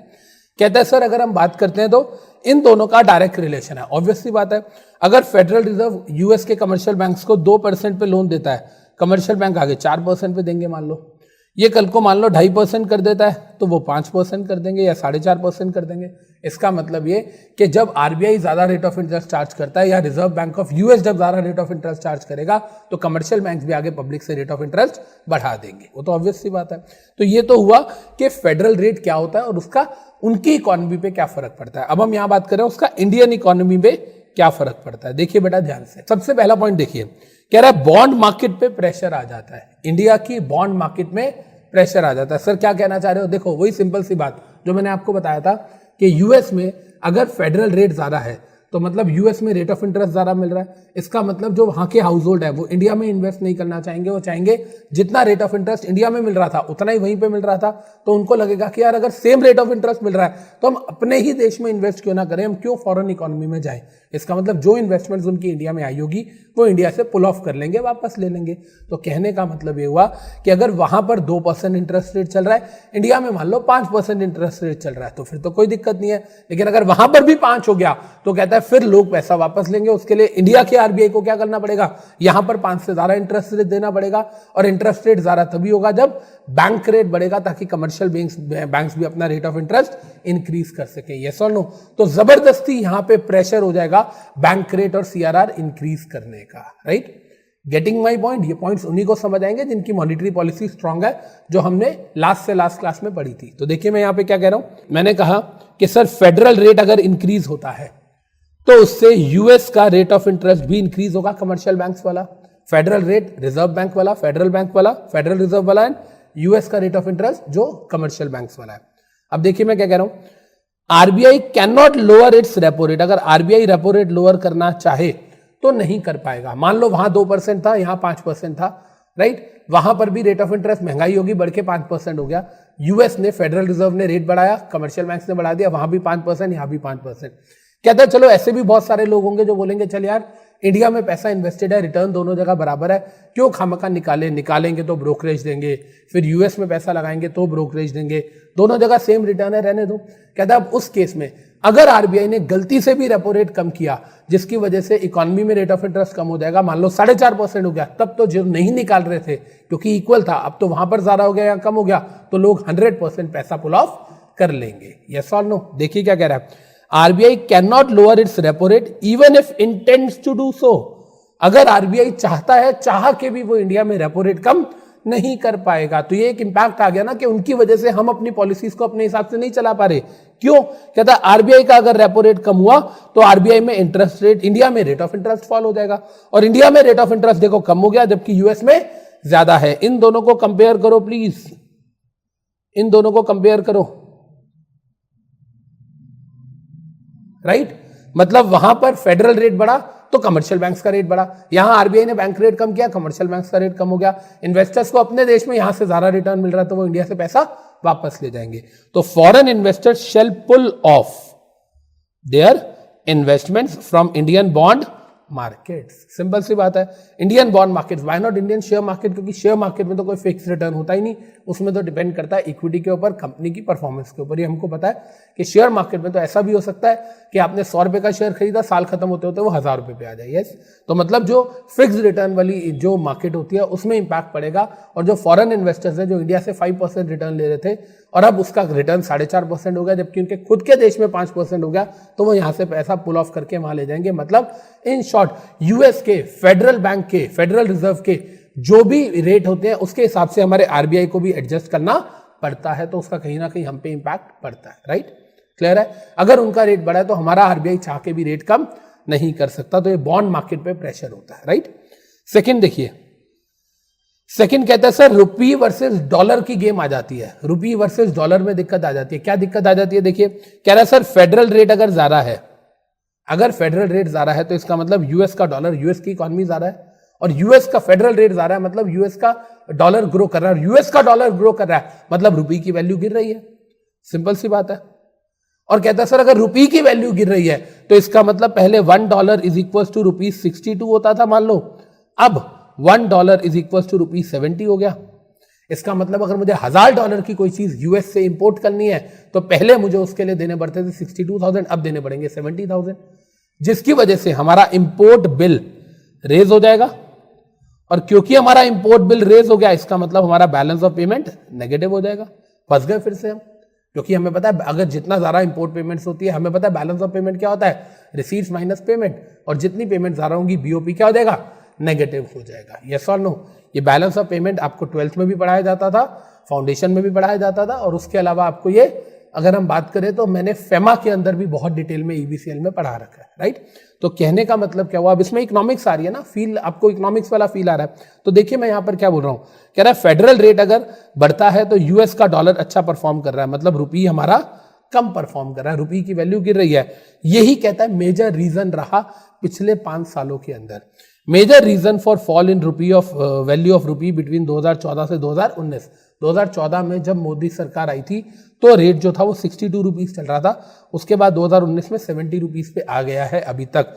तो कहता है सर ये इसका रीजन क्या है, यही रीजन है क्योंकि फेडरल रिजर्व वहां पर अच्छा परफॉर्म कर रहे हैं, जिसकी वजह से इंडियन इकोनॉमी इतना बुरा परफॉर्म नहीं कर रही जितना इंपैक्ट आ रहा है। इंपैक्ट क्यों आ रहा है, क्योंकि हम इतना बुरा परफॉर्म नहीं कर रहे लेकिन वो बहुत अच्छा कर रहे हैं, उनका डॉलर बढ़ता जा रहा है, जिसकी वजह से हमारे रुपये की वैल्यू फॉल हो रही है। तो देखिए बच्चे यहां पर भी यही कह रहा है सर क्योंकि फेडरल रेट बढ़ा, यूएस के डॉलर्स का प्राइस बढ़ा, इंडियन करेंसी फॉल हो गई, जिसकी वजह से इंपोर्ट बिल बढ़ गए, इंपोर्ट वैल्यू बढ़ी, जिसकी वजह से बैलेंस ऑफ ट्रेड और बैलेंस ऑफ पेमेंट नेगेटिव हो गया। सिंपल सी बात है। तो रुपये वर्सेस डॉलर की भी डिनोमिनेशन में फर्क पड़ता है और हमारे रेपो रेट पे भी फर्क पड़ता है। तीसरा पॉइंट आता है आरबीआई का रेपो रेट। ये वही सेम बात आ गई, ये फर्स्ट पॉइंट का ही बेसिक है। देखा जाए तो कहता है ये बेसिकली देखा जाए तो ये कहना चाह रहा है कि सर क्योंकि वहां पर, अब सुनिएगा, वहां पर रेपो रेट बढ़ेगा तो हम कम तो कर नहीं सकते, इसलिए हमें भी बढ़ाना पड़ेगा। देखिए कहता है फेडरल रेट बढ़ा, फेडरल रेट बढ़ने से सुनिएगा इंपैक्ट सुनिए, बड़ा अच्छा है ये वाला जो पॉइंट है, ये दोनों पॉइंट्स को मिला के बना हुआ है। अगर आप देखेंगे ध्यान से, इधर देखिए, अगर आप देखेंगे आपके मॉड्यूल में देखिए, पहले रुपये वर्सेस डॉलर वाला पॉइंट है, फिर बॉन्ड मार्केट वाला पॉइंट है, फिर आरबीआई रेपो रेट वाला पॉइंट है। देख रहे हो, मैंने यही ऑर्डर फॉलो नहीं किया, पहले मैंने ये वाला पढ़ाया, फिर ये वाला, अब थर्ड ये वाला पढ़ा रहा हूं। इसका रीजन है मैंने ऑर्डर क्यों चेंज किया, सीक्वेंस क्यों चेंज किया, इंपैक्ट दिखाने के लिए। अब देखिए ध्यान से, यहां पर क्या कह रहा है, कह रहा है सर फेडरल रेट बढ़ा, चलो जी बढ़ गया, इसकी वजह से कहता है इंडिया के इंपोर्ट बिल बढ़ गए। कैसे बढ़ गए, अभी हमने ऊपर वाले डायग्राम में देखा, फेडरल रेट बढ़ा तो यूएस की करेंसी की वैल्यू बढ़ गई, रुपये कम हो गया, इस वजह से इंपोर्ट बिल ज्यादा हो गए।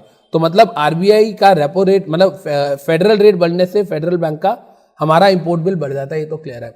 अब क्योंकि हम इंपोर्ट ज्यादा कर रहे हैं, आरबीआई नहीं चाहेगा कि हम इंपोर्ट ज्यादा करें, यस और नो? तो आरबीआई क्या चाहेगा, आरबीआई इस केस में चाहेगा कि लोगों को पैसा कम दो, लोग इंपोर्ट कर रहे हैं। अमित वोरा पहले $1000 की चीज 62,000 में ले रहा था, अब वो 70 का हो गया, तब भी कह रहा लूंगा।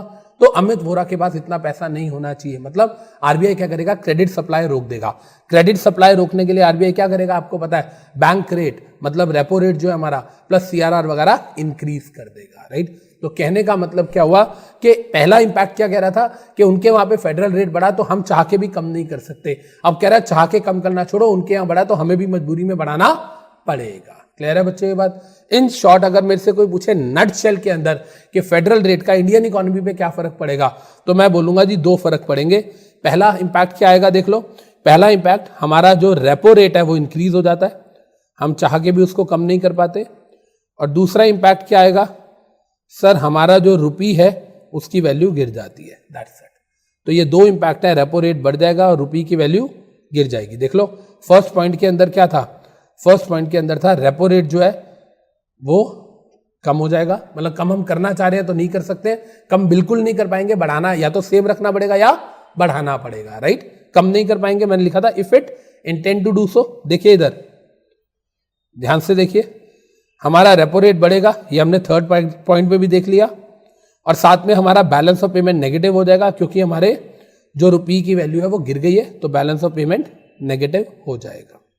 तो मोरल ऑफ द स्टोरी कि हमने यहाँ पर 3 चीजें पढ़ ली इसके अंदर। सबसे पहले हमने इसके अंदर पढ़ लिया कि सर फेडरल रेट क्या होता है और फेडरल रिजर्व बैंक कौन सा होता है, आरबीआई वहां का रिजर्व बैंक होता है, उसके क्या फंक्शंस होते हैं। 3 तरीके से इंपैक्ट करेगा इंडिया में, बॉन्ड मार्केट को करेगा, इसके अलावा रुपी वर्सेस डॉलर में रुपी की वैल्यू गिर जाएगी और आरबीआई रेपो रेट कम तो नहीं कर पाएगा, उल्टा मजबूरी में उसे बढ़ाना पड़ेगा। क्लियर है जी। तो यहां पर हमारा ये वाला क्वेश्चन कंप्लीट हो गया। चले आगे। अब देखिए बेटा, अब कहता है आपने फेडरल पॉलिसी के बारे में तो पढ़ लिया, अब ये बताइए कि इंडिया में क्रेडिट पॉलिसी जो होती है आरबीआई की, उसका क्या ऑब्जेक्टिव होता है। यार बात बड़ी सिंपल सी है, हमने इसी पॉलिसी को लास्ट से लास्ट क्लास में मॉनेटरी पॉलिसी के नाम पे पढ़ा था। मैंने आपको एक चीज बताई थी कि हम ये बोलते हैं कि हमें इन्फ्लेशन कंट्रोल करनी है, या हम बोले कि हमें क्रेडिट सप्लाई कंट्रोल करनी है,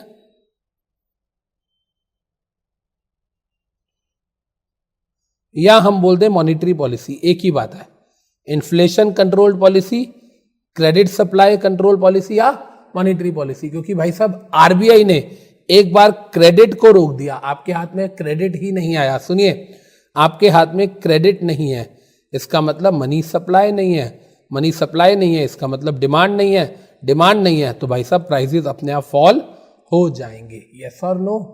तो मेन बात क्या है, कहता है सर आप उसे मॉनेटरी पॉलिसी कह लो, क्रेडिट पॉलिसी कह लो, एक ही बात है। उसके ऑब्जेक्टिव्स क्या है यार, कितनी बार तो पढ़ा हमें क्या हमें नहीं पता कि प्राइस टेबल, आरबीआई का मेन मोटिव क्या है, प्राइस टेबल हो। उसे लगता है कि यार इकोनॉमी में इन्फ्लेशन हो रही है, लोगों के पास बहुत पैसा है, डिमांड ज्यादा कर रहे हैं, प्राइस बढ़ रहा है, आरबीआई क्या करेगा, बैंक रेट वगैरह बढ़ा के, सीआरआर बढ़ा के इकोनॉमी में पैसे को कम कर देगा, क्रेडिट सप्लाई कम कर देगा। ना लोगों के पास पैसा होगा, ना लोग उधार लेंगे। यस और नो, सिंपल सी बात है, उधार ही नहीं लेंगे, पैसा होगा नहीं तो डिमांड कहां से करेंगे।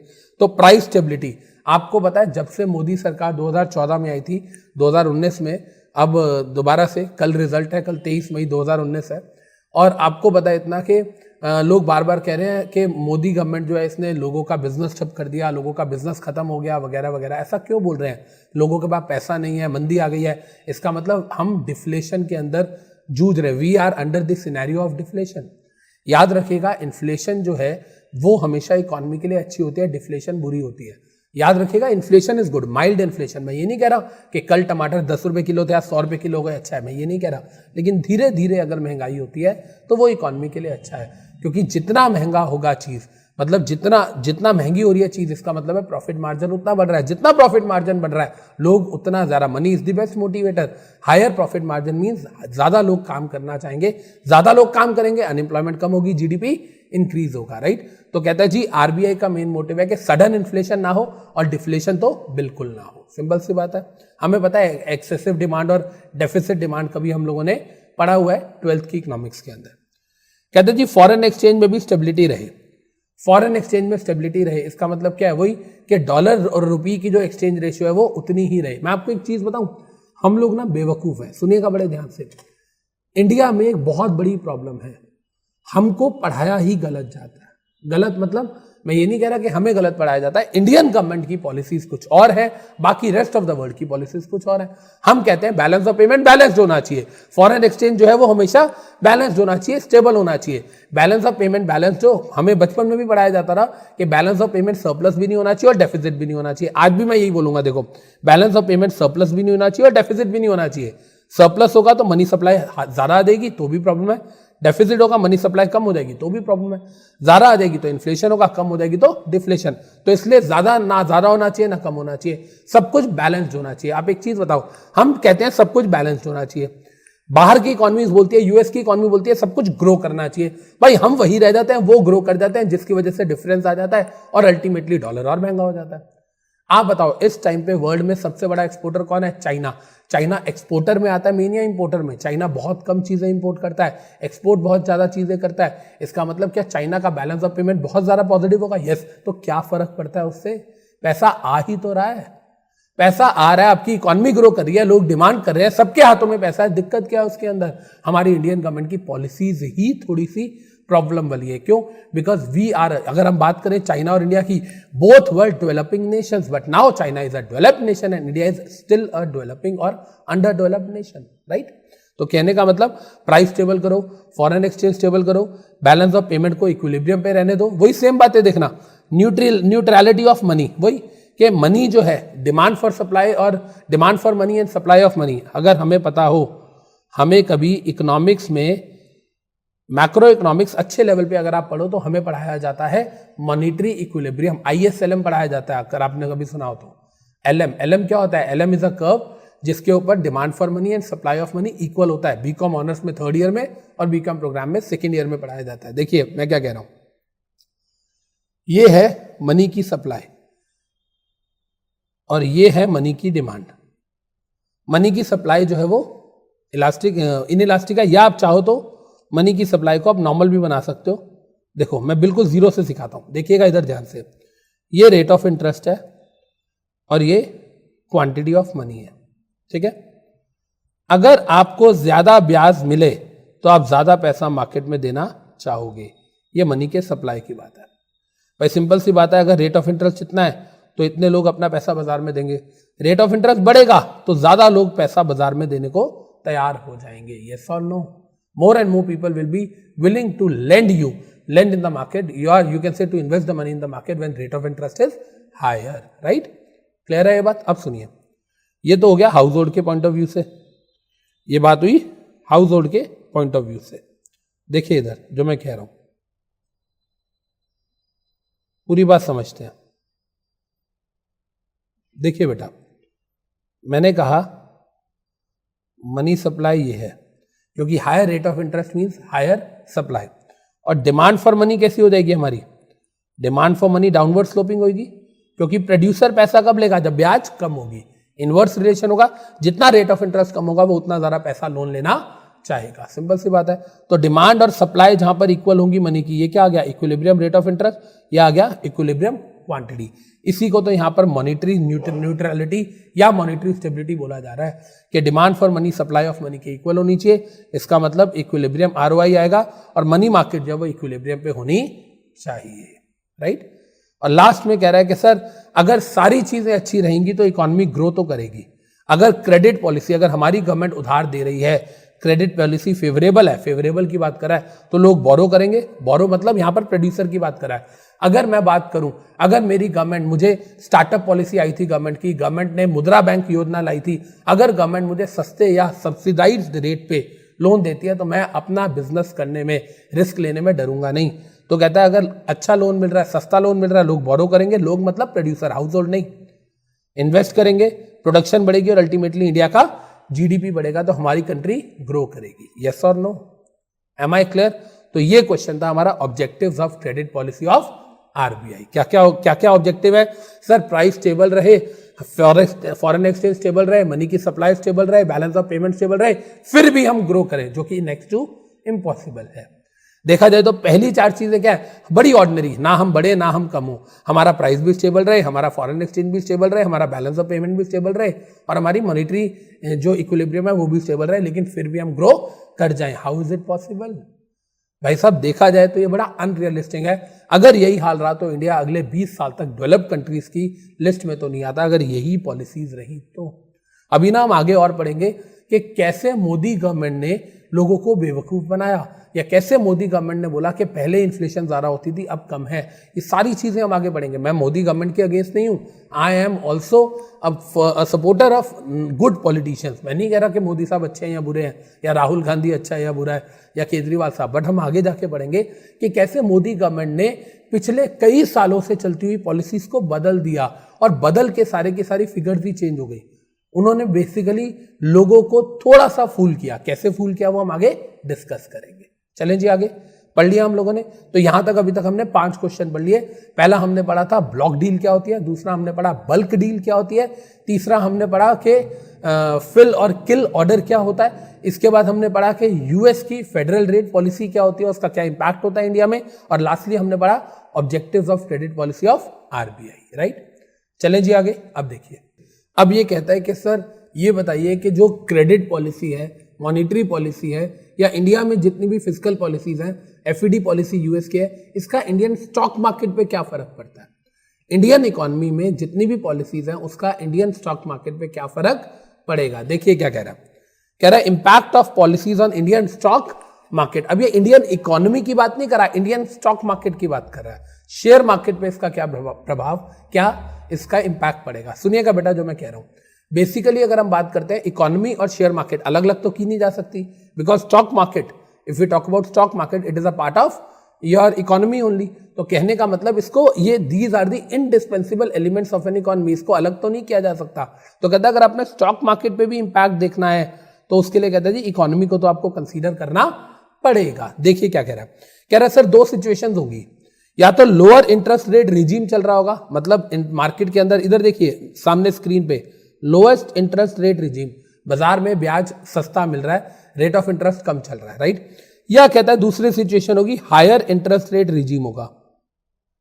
दोनों में से एक ही सिचुएशन होगी, या तो लोअर इंटरेस्ट रेट रिजीम होगा या हायर इंटरेस्ट रेट रिजीम होगा, मतलब चल रहा होगा। तो कहता है इसका इंपैक्ट क्या पड़ेगा, देखिए कहता है अगर लोअर इंटरेस्ट रेट है, इसका मतलब है कि बोरोवर्स बोरो करेंगे, बोरोवर्स मतलब प्रोड्यूसर्स बोरो करना चाहेंगे क्योंकि सस्ता मिल रहा है लोन, और क्योंकि वो लोन लेके मनी की सप्लाई बढ़ेगी, मनी की सप्लाई बढ़ेगी, इसका मतलब क्या है, डिमांड बढ़ेगी, राइट। डिमांड बढ़ेगी मतलब प्राइसेस बढ़ेंगे। ध्यान से समझिए मैं क्या बोल रहा हूं, पूरी बात। इसको हाउस होल्ड्स के पॉइंट ऑफ व्यू से भी समझते हैं और प्रोड्यूसर्स के भी।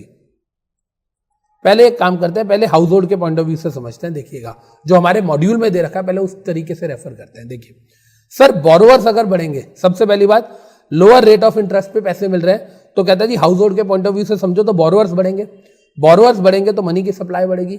हमें भी लगेगा यार सस्ता लोन मिल रहा है, चल गाड़ी ले लेते हैं, यार सस्ता लोन मिल रहा है, चल गोल्ड खरीद लेते हैं, यार सस्ता लोन मिल रहा है या मोबाइल किस्तों में मिल रहा है, बेटी को गिफ्ट कर देते हैं, ऐसा होगा। तो कहता है बोरोवर्स बढ़ेंगे तो मनी की सप्लाई बढ़ेगी, मनी की सप्लाई बढ़ेगी तो कहता है डिमांड बढ़ेगी, पैसा आ गया लोगों के पास, डिमांड बढ़ी, डिमांड बढ़ी तो प्राइसेस बढ़ गए। सोच के देखो, गाड़ियों की, क्योंकि लोगों को सस्ता लोन मिल रहा है, लोग गाड़ियां खरीद रहे हैं, गाड़ियों का प्राइस बढ़ रहा है, गाड़ियों का प्राइस बढ़ रहा है तो मारुति कंपनी का प्रॉफिट मार्जिन बढ़ेगा, मारुति कंपनी का प्रॉफिट मार्जिन बढ़ेगा तो मैं शेयर होल्डर हूं, मेरा डिविडेंड भी तो बढ़ेगा, यस और नो। तो कहीं ना कहीं इधर देखिए, कहीं ना कहीं प्राइस के बाद यहां पर देखिए हमारी जो रास्ता है, हमारी जो चार्ट में डायरेक्शन है वो चेंज हो गई। देखिए प्राइस बढ़ने से प्रॉफिट मार्जिन बढ़े, प्रॉफिट मार्जिन बढ़े तो डिविडेंड बढ़ गया, ये बात तो सही है। इसका मतलब ये कि अगर लोअर रेट ऑफ इंटरेस्ट चल रहा है तो अगर हम हाउस होल्ड के पॉइंट ऑफ व्यू से देखें तो ये अच्छा है, क्योंकि हाउस होल्ड खर्चा करेगा तो गुड्स खरीदेगा तो कंपनी के प्रॉफिट मार्जिन बढ़ेंगे, प्रॉफिट मार्जिन बढ़ेंगे तो शेयर होल्डर्स का डिविडेंड बढ़ेगा, डिविडेंड बढ़ेगा तो शेयर की वैल्यू भी बढ़ेगी। इन द सेम मैनर अगर लोअर रेट ऑफ इंटरेस्ट चल रहा है, देखिएगा, और अब हम प्रोड्यूसर्स के पॉइंट ऑफ व्यू से देखें तो प्रोड्यूसर्स क्या करेंगे, प्रोड्यूसर्स ज्यादा लोन लेना चाहेंगे, प्रोड्यूसर्स ज्यादा लोन लेके ज्यादा इन्वेस्टमेंट करेंगे, प्रोडक्शन ज्यादा होगी तो प्रॉफिट ज्यादा होगा। अगेन वही वाली बात देखिए, प्रोडक्शन ज्यादा होगी तो यहां पर आ गए हम, प्रॉफिट ज्यादा होगा तो डिविडेंड भी ज्यादा होगा, यस और नो। तो दोनों ही लहजे से ये चीज हमारे लिए अच्छी है, लेकिन ये चीज ज्यादा टाइम तक रहेगी नहीं, ये चीज ज्यादा टाइम तक नहीं रहेगी। क्यों नहीं रहेगी, क्योंकि जब प्राइजेस बढ़े, प्रॉफिट मार्जिन बढ़ा ठीक है, लेकिन जब प्राइजेस हद से ज्यादा बढ़े तो बीच में आरबीआई आ जाएगा और आरबीआई कहेगा भाई अब तो बहुत ज्यादा महंगाई हो गई, इन्फ्लेशन हो गई, जो मारुति की गाड़ी 3 लाख की आती थी अब 7 लाख की आ रही है, कुछ तो करो। तो जैसे ही इन्फ्लेशन हद से ज्यादा अलार्मिंग रेट पे आया, आरबीआई आके रेपो रेट बढ़ा देगा, सीआरआर बढ़ा देगा। जैसे ही आरबीआई ने रेपो रेट बढ़ाया तो रेट ऑफ इंटरेस्ट क्या हो गया, बढ़ गया, और रेट ऑफ इंटरेस्ट जो पहले कम था अब बढ़ गया। जैसे ही बढ़ गया लोगों ने पैसा नहीं लिया, अल्टीमेटली मनी की सप्लाई क्या हो गई, कम हो गई। मतलब जहां से हम शुरू हुए तो उसके एडवर्स पे आ जाएंगे। मतलब अगर हमारी इकोनॉमी में लोएस्ट इंटरेस्ट रेट है और सब कुछ बहुत अच्छा चला तो अल्टीमेटली बीच में आरबीआई को आना पड़ेगा, क्योंकि वो ज्यादा ही अच्छा हो गया, ज्यादा इन्फ्लेशन हो जाएगी। तो इसका मतलब लोअर इंटरेस्ट रेट है, मनी की सप्लाई ज्यादा है, तो we will end up by money की सप्लाई कम। ये बात समझ आ रही है, ये विशियस सर्कल है। मनी की सप्लाई कम तो सब कुछ डिफ्लेशन की तरफ चले जाएंगे, वो भी गलत है, राइट। लेकिन अब देखिए, कहता है अगर हायर रेट ऑफ इंटरेस्ट चल रहा है तो क्या होगा, कहता है रेट ऑफ इंटरेस्ट हायर है, इससे क्या होगा, सुनिए इसके दोनों इंपैक्ट। हाउस होल्ड क्रेडिट नहीं लेगा, हाउस होल्ड क्रेडिट नहीं लेगा, मनी की सप्लाई नहीं है, सप्लाई नहीं है तो डिमांड नहीं है, डिमांड नहीं है तो प्रोडक्शन नहीं है, प्रोडक्शन नहीं है तो प्रॉफिट नहीं है, प्रॉफिट नहीं है तो डिविडेंड नहीं है। सिंपल सी बात है, राइट। तो हायर रेट ऑफ इंटरेस्ट आया तो हाउस होल्ड के पॉइंट ऑफ व्यू से हमें नुकसान होगा, प्रोड्यूसर के पॉइंट ऑफ व्यू से भी, क्योंकि हायर रेट ऑफ इंटरेस्ट है, प्रोड्यूसर बोरोइंग कॉस्ट उसकी बढ़ गई। या तो देखो, या तो प्रोड्यूसर बोरो करेंगे नहीं, और करेंगे महंगे ब्याज पे करेंगे तो उनकी कॉस्ट बढ़ गई, उनकी कॉस्ट बढ़ गई तो प्रॉफिट मार्जिन कम हो गए, क्योंकि कॉस्ट बढ़ी है, प्राइस बढ़ा नहीं सकते, मान लो परफेक्ट कंपटीशन है, नहीं बढ़ा पा रहे प्राइस, तो प्रॉफिट मार्जिन कम हो गए, जिसकी वजह से डिविडेंड लोअर हो गया, और डिविडेंड जितना कम हो जाएगा कल को शेयर का जो प्राइस है वो भी फॉल करेगा। इसका मतलब हाँ, देखा जाए तो ये बात सच है कि मार्केट में जो कुछ भी होता है मनी मार्केट में, उसका इंपैक्ट हमारे स्टॉक मार्केट पे पड़ता है। यस और नो? क्लियर है?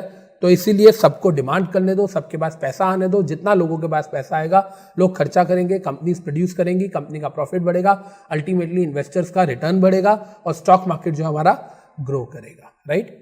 क्लियर है ये बात? हमें सुनने में आ रहा है कि अगर कल 23 मई को मोदी गवर्नमेंट जीत जाती है तो हमारा जो सेंसेक्स है वो ऑल टाइम हाई टच करेगा। देखते हैं, लेट अस सी। क्योंकि एग्जिट पोल जब आया था 2 दिन पहले कि मोदी गवर्नमेंट जीत सकती है, तभी 500 पॉइंट सेंसेक्स बढ़ गया था। तो ऐसा लग रहा है कि कल एक बहुत अच्छी मूव आ सकती है अगर मोदी गवर्नमेंट पूरी मेजॉरिटी के साथ आती है तो।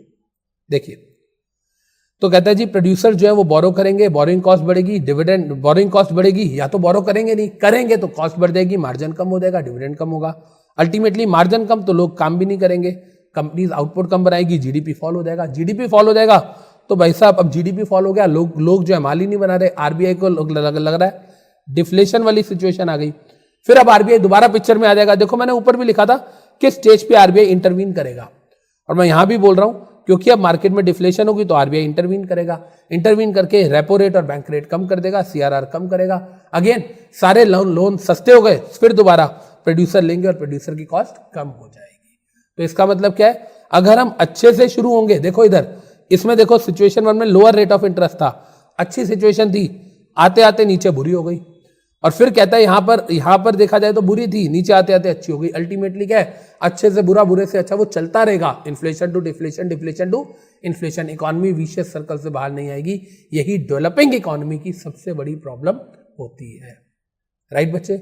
तो यहां पर हम लोगों ने अपना क्वेश्चन नंबर 6 कंप्लीट कर लिया कि what are the impact of different policies on Indian stock market. Right बच्चे? क्लियर है सबको? चलें आगे। अब देखिए बच्चे, अब हम मूव ऑन कर रहे हैं अपने नेक्स्ट क्वेश्चन पे, जिसका नाम है इन्फ्लेशन इंडेक्स। यार जब हम बात करते हैं इन्फ्लेशन इंडेक्स की, तो आप लोगों ने बचपन में कई बार सुना हुआ है, एक होलसेल प्राइस इंडेक्स होता है, एक कंज्यूमर प्राइस इंडेक्स होता है, एक जीडीपी डिफ्लेटर होता है। बेसिकली 3 होते हैं, जीडीपी डिफ्लेटर और उसके अलावा consumer price index and wholesale price index. हमारे कोर्स में यहाँ पर होलसेल और कंज्यूमर प्राइस इंडेक्स है, जीडीपी डिफ्लेटर का हमारे कोर्स में कोई इंट्रोडक्शन या कोई लेना देना, कोई जिक्र है ही नहीं। सबसे पहले कहता है ये बताओ, वर्ड आ रहा है इन्फ्लेशन इंडेक्स, बेसिकली इकोनॉमिक्स है ये। कहता है इंडेक्स क्या होता है, हम सबको पता है इंडेक्स क्या होता है। कहता है इंडेक्स मतलब कोई ना कोई एक बेसिकली इंफॉर्मेशन होती है जिसको हम फ्यूचर में फोरकास्ट करने के लिए, फ्यूचर में रेफरेंस करने के लिए यूज करते हैं। इंडेक्स का मतलब क्या है, हमारे पास एक स्टैटिस्टिक्स है, हमारे पास एक डाटा है जो फ्यूचर में हमारे काम आएगा।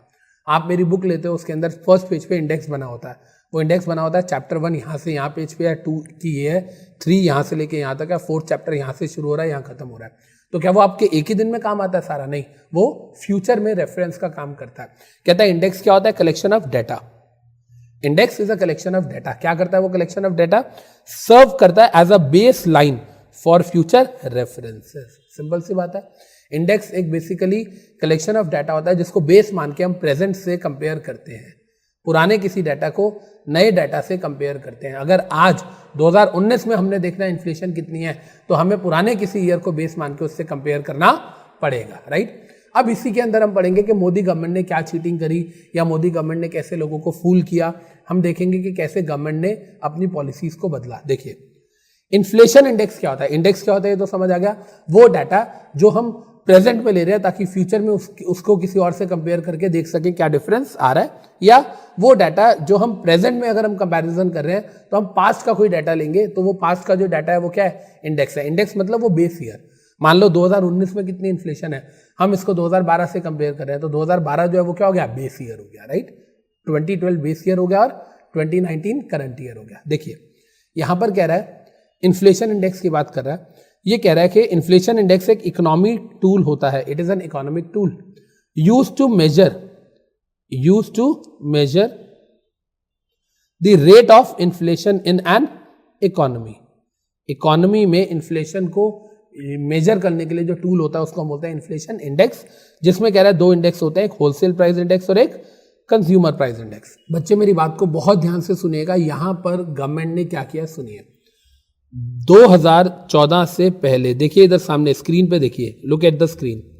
2014 से पहले होलसेल प्राइस इंडेक्स को बेस माना जाता था इन्फ्लेशन के लिए। मतलब जब मोदी गवर्नमेंट नहीं थी, जब मनमोहन सिंह की गवर्नमेंट थी, यूपीए की गवर्नमेंट थी, मनमोहन सिंह साहब की गवर्नमेंट थी, 2004 से लेके 2009 तक और 2009 से 2014 तक 10 साल Manmohan Singh sir prime minister रहे थे। उस टाइम पे होलसेल प्राइस इंडेक्स माना जाता था मेन मेजर करने का तरीका। कंज्यूमर प्राइस इंडेक्स को हम अडॉप्ट नहीं करते थे। और wholesale price index base year को किसको मानता था? 2004 और 5 को, 2004 एंड 5 को बेस ईयर मानता था। ठीक है, इसका मतलब क्या हुआ कि अगर हम बात करें कि जब यूपीए की गवर्नमेंट थी तो मान लो उन्होंने 2010 के अंदर देखना इन्फ्लेशन तो वो 2004 से कंपेयर करते थे, 2013 में देखना है तो भी 2004 से कंपेयर करते थे। लेकिन मोदी गवर्नमेंट ने क्या किया, जब कंज्यूमर प्राइस इंडेक्स, पहली बात देखो ध्यान से, मोदी गवर्नमेंट ने होलसेल प्राइस इंडेक्स की जगह कंज्यूमर प्राइस इंडेक्स लिया, बोले ये ज़्यादा अच्छा इंडिकेटर है, चलो मान लिया। लेकिन इन्होंने क्या करा, 2014 के बाद, मोदी गवर्नमेंट के बाद देखो क्या होना शुरू हो गया, कंज्यूमर प्राइस इंडेक्स को हमने इंडेक्स मानना शुरू कर दिया। पहले हम होलसेल प्राइस इंडेक्स को मानते थे, अब हम कंज्यूमर प्राइस इंडेक्स को मानते हैं। लेकिन मेन बात क्या आई, इन्होंने बेस ईयर भी बदल दिया। ये मेन चीज है, पता आपको। जब हम 2019 को 2004 से कंपेयर करते हैं तो हमें नजर आता है कितनी महंगाई हुई है। जब हम 2019 को 2012 से कंपेयर करते हैं तो ज्यादा गैप नहीं है, इसलिए ज्यादा महंगाई नहीं आती। इसलिए मोदी गवर्नमेंट बोलती है कि जी हमारा इन्फ्लेशन रेट उतना नहीं हुआ जितना यूपीए या कांग्रेस की सरकार में हुआ था। यार आपने बेस ईयर ही बदल दिया। चलो मेथड आपने बदला, ठीक है, आपको लगता था होलसेल प्राइस इंडेक्स अच्छा नहीं है, कंज्यूमर प्राइस इंडेक्स अच्छा है, वो हम पढ़ेंगे भी अभी, दोनों में से कौन सा बेटर होता है, कंज्यूमर प्राइस इंडेक्स होता है। तो इसमें Modi government has done fantastic thing.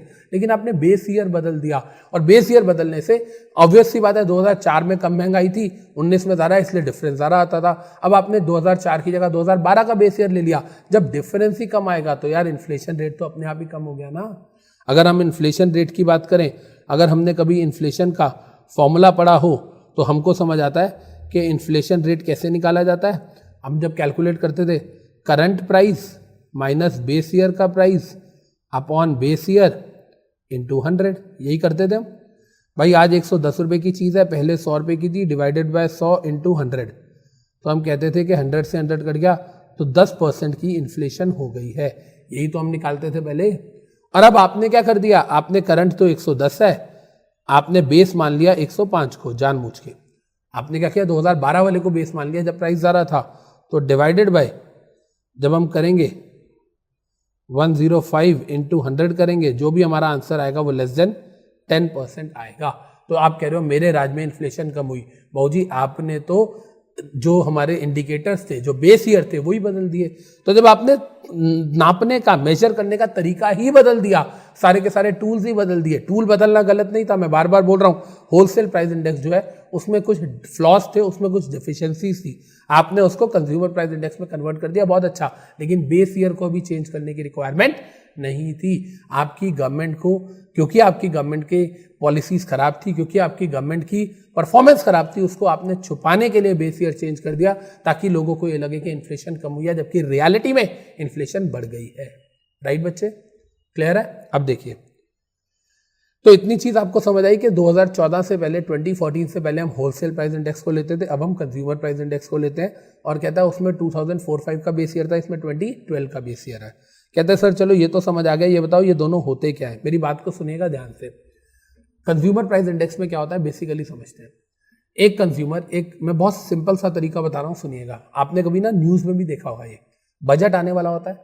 जब बजट आने वाला होता है फरवरी में, तो क्या होता है, एक रिपोर्टर होता है, वो रिपोर्टर अपने कैमरामैन के साथ क्या करता है, एक मॉल में जाता है, बास्केट लेता है, जो हमारी बास्केट होती है जिसमें हम सामान डालते हैं, उसमें ना जो रोजमर्रा की हमारी जिंदगी की चीजें होती हैं, जिसमें साबुन से लेके, सोप से लेके, कोलगेट से लेके, कोल्ड ड्रिंक भी थोड़ी सी, और जो भी चीजें होती हैं, मसाला, दाल, चावल, ये सारी चीजें लेता है। कब लेता है? बजट आने से एक दिन पहले। और वो दिखाता है जी ये देखो, ये बास्केट जो है, ये सारा सामान हमें महीने का ग्रॉसरी का 10,000 रुपए का पड़ा है। फिर अगले दिन बजट आता है, फिर उसके बाद उससे नेक्स्ट डे दोबारा आता है, वही बास्केट में जो आइटम्स थी पहले, वही सेम आइटम्स रखता है सारी की सारी, और अब कहता है जी देखो आज ये आइटम्स 11,000 की है, मतलब बजट के बाद 10% इन्फ्लेशन हो गई है, तो इसको बोलते हैं कंज्यूमर प्राइस इंडेक्स। याद रहेगा कि कंज्यूमर जो गुड्स या जो सर्विसेज कंज्यूमर लेता है उनके गुड्स और सर्विसेज की प्राइसिंग में क्या चेंज आया, कितना परसेंट बढ़ा है, that is consumer price index. Wholesale price index के अंदर अगर हम बात करते हैं, सुनिएगा, होलसेल प्राइस इंडेक्स, पहले तो एक चीज बताइए, कंज्यूमर का या होलसेल का है? ये होलसेल का है। इसका मतलब ये कि ये वाला प्राइस कंज्यूमर से कम होगा, ऑब्वियस सी बात है। और दूसरी बात, होलसेल का प्राइस कम होगा, इसका मतलब ये कि इससे इन्फ्लेशन भी कम नजर आएगी। बात तो ठीक है, क्योंकि आप देखो होलसेलर जब रिटेलर के पास माल भेजेगा तो बीच में जो डिस्ट्रीब्यूशन कॉस्ट आती है वो तो होलसेल प्राइस इंडेक्स में कंसीडर ही नहीं होगी।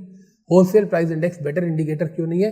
क्योंकि होलसेल प्राइस इंडेक्स में जो बाकी डिस्ट्रीब्यूशन कॉस्ट है वो इंक्लूड नहीं होती। कंज्यूमर प्राइस इंडेक्स में जो मेन जो टैक्सेशन आती है, जब मैं गुड्स परचेज कर रहा हूँ, जो जीएसटी वगैरह लगता है, इसके अलावा जो डिस्ट्रीब्यूशन कॉस्ट है वो भी इंक्लूड होती है। तो कंज्यूमर जो प्राइस इंडेक्स है वो ज्यादा बेटर है, पहली चीज। दूसरी चीज, होलसेल प्राइस इंडेक्स, होलसेल में गुड्स मिलते हैं। कभी सुना होलसेल में सर्विसेज ले लो? कभी सुना होलसेल में गुड्स ले जाओ? हाँ। कभी सुना होलसेल में सर्विसेज ले जाओ? कभी भी नहीं होता। ऐसा थोड़ी होता साल की दवाइयां इकट्ठी ले जाओ, डॉक्टर कहता है आज ही पूरे साल का इलाज करा लो, ऐसा नहीं होता। इसका मतलब होलसेल में गुड्स मिलते हैं, सर्विसेज नहीं मिलती। मतलब होलसेल प्राइस इंडेक्स सिर्फ गुड्स को देखता था, सर्विसेज को इग्नोर कर देता था। लेकिन कंज्यूमर प्राइस इंडेक्स जो है ये गुड्स को भी देखता है और सर्विसेज को भी देखता है। तो इन सारे चीजों को ध्यान रखते हुए पता चलता है कि consumer price index is a better indicator to measure inflation. Yes और नो? राइट बच्चे, देखिए क्या कहता है। कहता है होलसेल प्राइस इंडेक्स की हम बात करते हैं। It is computed by economic advisers in ministry of commerce and industry. Ministry of commerce and industry में जो इकोनॉमिक एडवाइजर्स है वो इसे कंप्यूट करते हैं, ठीक है। कहता है जी होलसेल प्राइस इंडेक्स कितने बेसिस पे, क्वार्टरली, हाफ ईयरली, एनुअली, कैसे कैलकुलेट होता है? कह रहा है जी मंथली कैलकुलेट होता है। याद रखिएगा, पहले वीकली कैलकुलेट होता था, अब ये मंथली कैलकुलेट होता है। पहले वीकली कैलकुलेट क्यों होता था? क्योंकि पहले हम इसी को बेस मान के चलते थे, इसी पे सारी चीजें डिपेंडेंट होती थी, तो इसे वीकली कैलकुलेट किया जाता था। अब हम कंज्यूमर प्राइस इंडेक्स को बेस मानते हैं, इसको मानते ही नहीं। तो अब इसको मानते ही नहीं तो इसकी इतनी रेलेवेंस ही नहीं है, तो क्यों खामखा इतना खर्चा करके बार बार हर वीक पे स्टैटिस्टिक इकट्ठा करो? तो इसलिए इसको मंथली कर दिया गया। हर मंथ की 14 तारीख को, 14th ऑफ एवरी मंथ, याद रखिएगा ये बात, हर महीने की 14 तारीख को होलसेल प्राइस इंडेक्स इशू किया जाता है, पब्लिश होता है। इकोनॉमिक एडवाइजर्स उसे पब्लिश करते हैं, जिसमें दिखाते हैं लास्ट मंथ के कंपैरेटिवली इन्फ्लेशन हुई है या डिफ्लेशन हुई है, राइट? याद रहेगा।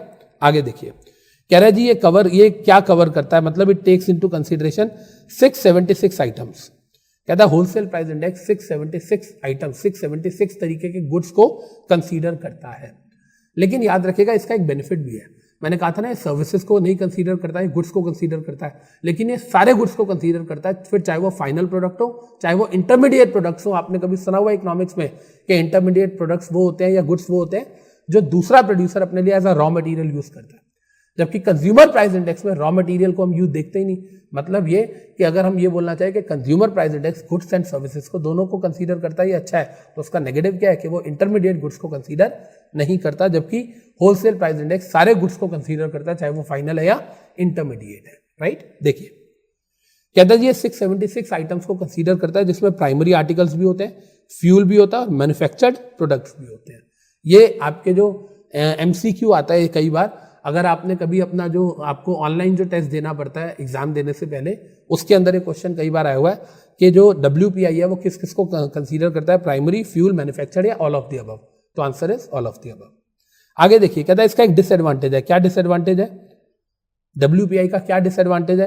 कहता है सर ये रिटेल प्राइजेस को इग्नोर कर देता है, ये रिटेल प्राइजेस को इग्नोर कर देता है, ये सिर्फ होलसेल प्राइजेस देखता है, रिटेल प्राइस इग्नोर कर देता है, मतलब ये डिस्ट्रीब्यूशन कॉस्ट या टैक्सेस नहीं देखता, ये सर्विसेज के भी प्राइजेस नहीं देखता, क्योंकि ये सर्विसेज में डील ही नहीं करता। मैंने आपको बताया था होलसेल में सिर्फ गुड्स आते हैं, राइट? क्लियर है बच्चे ये बात? अब देखिए, अब यहां पर कह रहा है 3 तरीके के CPI होते हैं, कंज्यूमर प्राइस इंडेक्स 3 तरीके के होते हैं। कहता है वो कौन कौन से होते हैं?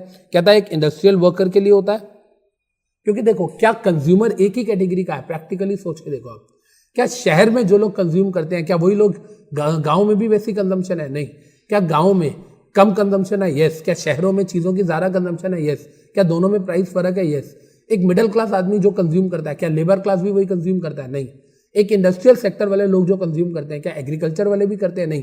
तो कहता है कंज्यूमर प्राइस इंडेक्स अलग अलग बेसिस पे कैलकुलेट होता है। इंडस्ट्रियल वर्कर का होता है, एग्रीकल्चरल या रूरल लेबरर्स का होता है, इंडस्ट्री में जो लेबर काम करती है और गांव में जो लेबर काम करती है, राइट, दोनों में फर्क है।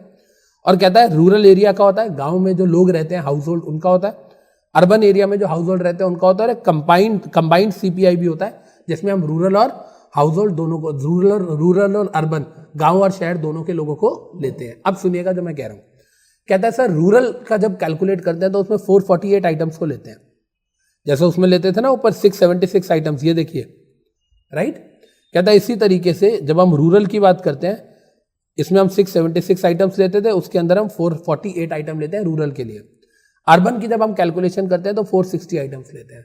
इनमें से कुछ आइटम्स कॉमन भी होंगी, दाल चावल आटा, कुछ चीज़ें ऐसी होंगी जो रूरल लोग कंज्यूम करते हैं, अर्बन नहीं करते, बहुत सारी ऐसी होंगी जो अर्बन लोग कंज्यूम करते हैं, रूरल नहीं करते। कहता है जब हम कंबाइंड सीपीआई निकालते हैं तो 908 आइटम्स को देखा जाता है।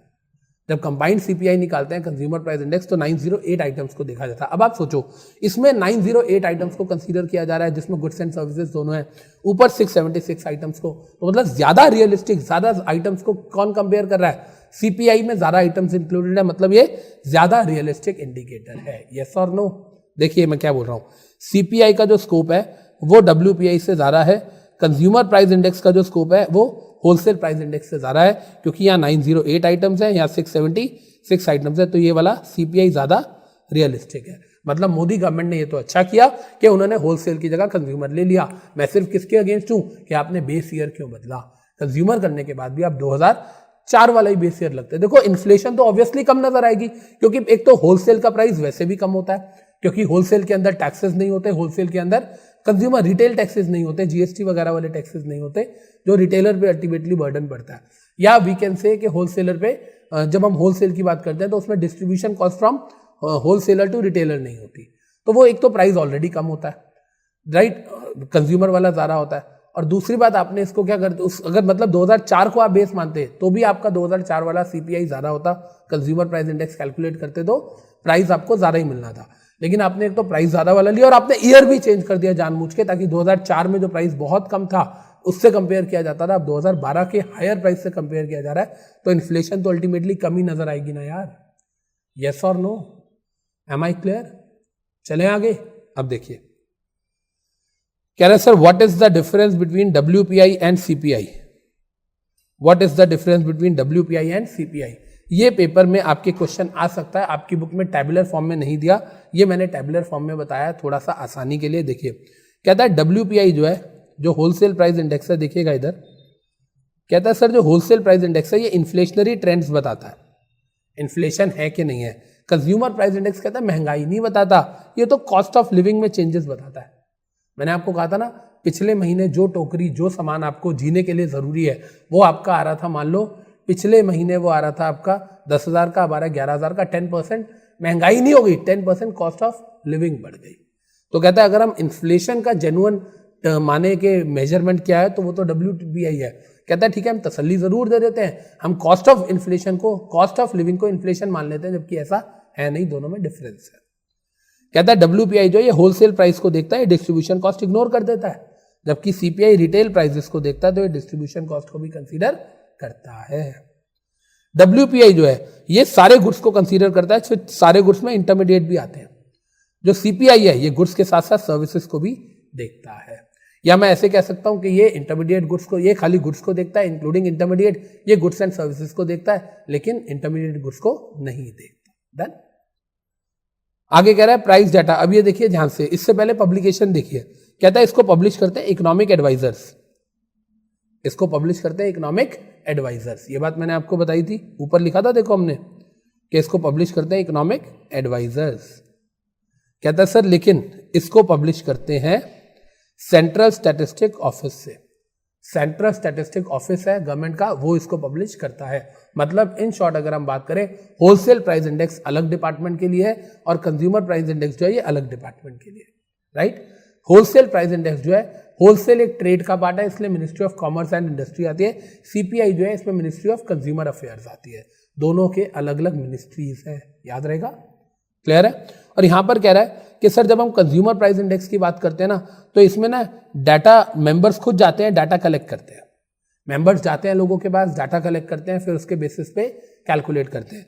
कहता है सर होलसेल प्राइस इंडेक्स में क्या होता है, मेंबर्स खुद नहीं जाते, हम लोगों को होलसेलर्स के पास नहीं जाते, होलसेलर्स को हम चिट्ठी डाल देते हैं या उनको इंटीमेट कर देते हैं। होलसेलर में से कुछ होलसेलर जवाब दे देते हैं, कुछ नहीं देते, जितने देते हैं हम उनके बेसिस पे कैलकुलेट कर देते हैं।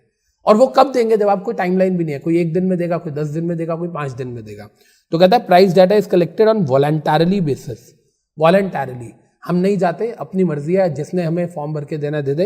और कहता है नो टाइमलाइन टू सबमिट, इसमें जिससे आपने इन्फॉर्मेशन मांगी है उसकी मर्जी है, वो जब खाली होगा, अवेलेबल होगा तभी वो इन्फॉर्मेशन देगा। तो ये थोड़ा सा बेसिकली अनरियलिस्टिक हो गया, सीपीआई जो है वो थोड़ा सा रियलिस्टिक है। या मैं ये बोलूंगा कि यार ये दोनों में ही अपने अपने फ्लॉज हैं, दोनों के ही एक थर्ड मेजर निकालना चाहिए जो कि दोनों से ज़्यादा बेटर। यस और नो। तो यहाँ पर हम लोगों ने अपना पढ़ लिया question wholesale and consumer price index, index क्या होते हैं और इंडेक्स का इंडियन इकोनॉमी पे क्या फर्क पड़ता है और दोनों में क्या डिफरेंस होता है। राइट बच्चे, होलसेल प्राइस इंडेक्स जो है ये होलसेल वाला होता है, ये बेसिकली इकोनॉमिक सर्वे से आता है, वो जो है वो स्टैटिस्टिक ऑफिस से आता है सीपीआई, ये इन्फ्लेशन बताता है, वो कॉस्ट ऑफ लिविंग में चेंजेस बताता है, ये गुड्स को देखता है, सर्विसेज को नहीं देखता, वो गुड्स एंड सर्विसेज दोनों को देखता है। इसमें इंटरमीडिएट गुड्स आते हैं, उसमें नहीं आते हैं। राइट, उसमें डिस्ट्रीब्यूशन कॉस्ट, होलसेल में डिस्ट्रीब्यूशन कॉस्ट नहीं आती, इसमें डिस्ट्रीब्यूशन कॉस्ट भी आती है। राइट, क्लियर है बच्चे। उसके अंदर आइटम 676 है, इसके अंदर आइटम्स अगर हम कंबाइन कर दे तो 908 है, तो इसका मतलब ये ज्यादा रियलिस्टिक है क्योंकि ज्यादा आइटम्स को कंसीडर कर रहा है। डन बच्चे, शैल वी मूव ऑन, चलिए आगे।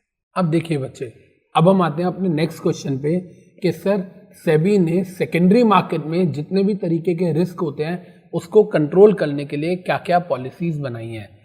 आई रिपीट, सेबी ने सेकेंडरी मार्केट में रिस्क को मैनेज कैसे किया हुआ है, ये हमारा क्वेश्चन है। देखिए, सबसे पहले अगर हम बात करें तो कहता है कि सर देखो, हर स्टॉक एक्सचेंज के थ्रू हर ब्रोकर की, हर डीपी की उन्होंने लिमिट बना रखी है कि एक डीपी जो है वो इससे ज्यादा की ट्रेडिंग एक दिन में नहीं करवा सकता। राइट बच्चे, सेबी ने क्या कर रखा है, सेबी ने स्टॉक एक्सचेंजेस को बोल रखा है कि आपके जो भी रिस्पेक्टिव डिपॉजिटरी पार्टिसिपेंट्स हैं उन सबकी एक स्पेसिफाइड लिमिट होनी चाहिए जिससे ज्यादा वो ट्रेडिंग नहीं करवा सकते। जैसे ही वो एक दिन की ट्रेडिंग उस लिमिट तक पहुंच जाती है, उसके आगे की ट्रेडिंग ऑटोमेटिकली बंद हो जाती है, वहीं पर रेस्ट्रिक्ट हो जाती है। देखिए, कह रहा है सबसे पहले इंट्राडे ट्रेडिंग की लिमिट सेट करी हुई है, यही बात मैंने बोली। इंट्राडे ट्रेडिंग का मतलब क्या होता है, same day sale and purchase. Right, उसकी लिमिट सेट करी हुई है। ये देखिए सबसे बड़ी बात, इधर देखिए बेटा, इस पॉइंट को समझिए, ये क्या कह रहा है, कह रहा है automatic deactivation of trading terminals. जो ट्रेडिंग टर्मिनल्स हैं जिसके थ्रू पूरे इंडिया में ट्रेडिंग हो रही है ऑनलाइन, हमने पढ़ा था बोल्ट और नीट, लास्ट क्लास में पढ़ा था हमने। तो कहता है सर जितने भी ट्रेडिंग टर्मिनल्स लगे हुए हैं वो ऑटोमेटिकली डीएक्टिवेट हो जाएंगे in case of breach of exposure limit. जो एक्सपोजर लिमिट वहां पर दी गई है, एक डीपी है, उसको बोला गया है कि जी आपके पास 5 कंप्यूटर है, 5 के थ्रू आप 10-10 लाख की ट्रेडिंग कर सकते हो। तो जैसे ही एक सिस्टम की 10 लाख से ऊपर की ट्रेडिंग होती है, ऑटोमेटिकली वो सिस्टम बंद हो जाएगा। 10 लाख के बाद वो नहीं कर सकता, अगर कर दिया तो वो टर्मिनल कैंसिल हो जाएगा। राइट, वो टर्मिनल याद रखना डीएक्टिवेट हो जाएगा जब तक आप रीजनिंग नहीं दोगे स्टॉक एक्सचेंज को कि ऐसी गलती आपसे क्यों हुई। तो पहली चीज, इंट्राडे ट्रेडिंग पे लिमिट लगा रखी है। दूसरी चीज, ऑटोमेटिक डीएक्टिवेशन हो जाएगा अगर एक टर्मिनल अपनी लिमिट तक पहुंच जाएगा, उससे ज्यादा अगर आपने करी तो ज्यादा हल्की सी भी मतलब आपकी 10 लाख की ट्रेडिंग है, आपने 9,80,000 की कर दी, अब उसके बाद आपने एक ट्रेडिंग कर दी 30,000 की, तो वो ठीक है, वो आपकी एक ट्रेडिंग थी, तो वहां 10,30,000 10,10,000 तक आ गया।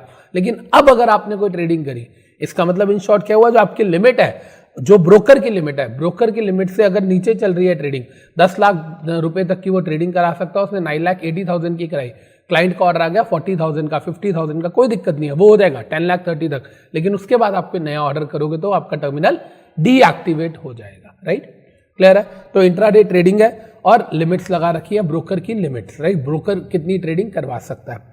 आगे देखिए, कहता है सर्किट ब्रेकर, ये भी आपने लास्ट क्लास में पढ़ा था क्या, हमने सर्किट ब्रेकर के अंदर भी पढ़ा था कि सर जो स्टॉक एक्सचेंज पे प्राइस होता है, अगर डिमांड बहुत ज्यादा है, सप्लाई है नहीं, तो प्राइस अननेसेसरली शूट अप होगा सेकेंडरी मार्केट में, उसको रोकने के लिए सर्किट ब्रेकर होता है। पढ़ा था हम लोगों ने। सर्किट ब्रेकर जो होता है ये वीकली बेसिस पे भी होता है, डेली बेसिस पे भी होता है। मैंने आपको बताया था कि जब डिमांड बहुत ज्यादा है, सप्लाई नहीं है, तो हम बोलते हैं अपर सर्किट लगा हुआ है, और जब सप्लाई बहुत ज्यादा है, डिमांड नहीं है, तो हम बोलते हैं लोअर सर्किट लगा हुआ। पढ़ा था हम लोगों ने। आगे देखिए, कहता है सर सिक्योरिटीज को कैटेगराइज किया हुआ है A to 10 स्केल में या A1 to 10 के स्केल में या A to Z कैटेगरी में। आप कभी देखिएगा, कभी आप ऑनलाइन चेक कीजिएगा Z कैटेगरी शेयर क्या होता है, कभी आप देखिएगा A कैटेगरी शेयर क्या होता है। तो ऐसे अलग अलग शेयर्स को कैटेगराइज किया गया ताकि लोगों को पता चल जाए। आप यही कह सकते हो जैसे जिस तरीके से क्रेडिट रेटिंग होती थी, AAA, AA, BBB, BBB, CD, credit rating होती है ना टॉप से लेके लोअर तक, उसी तरीके से कहता है शेयर्स को कैटेगराइज किया जाता है, राइट। तो शेयर्स को कैटेगराइज किया हुआ है। इंट्राडे ट्रेडिंग पे लिमिट्स लगा रखी हैं, ब्रोकर आगे कितने की ट्रेडिंग करा सकता है उस पर भी लिमिट लगा रखी है, और एक शेयर का प्राइस कितने से ज्यादा मूव नहीं हो सकता इन एब्सेंस ऑफ डिमांड और सप्लाई, सर्किट ब्रेकर, उस पर भी लिमिट लगा रखी है, राइट। इसके अलावा ये तो चारों कॉन्सेप्ट जो है ये बेसिक है, पुराने हैं।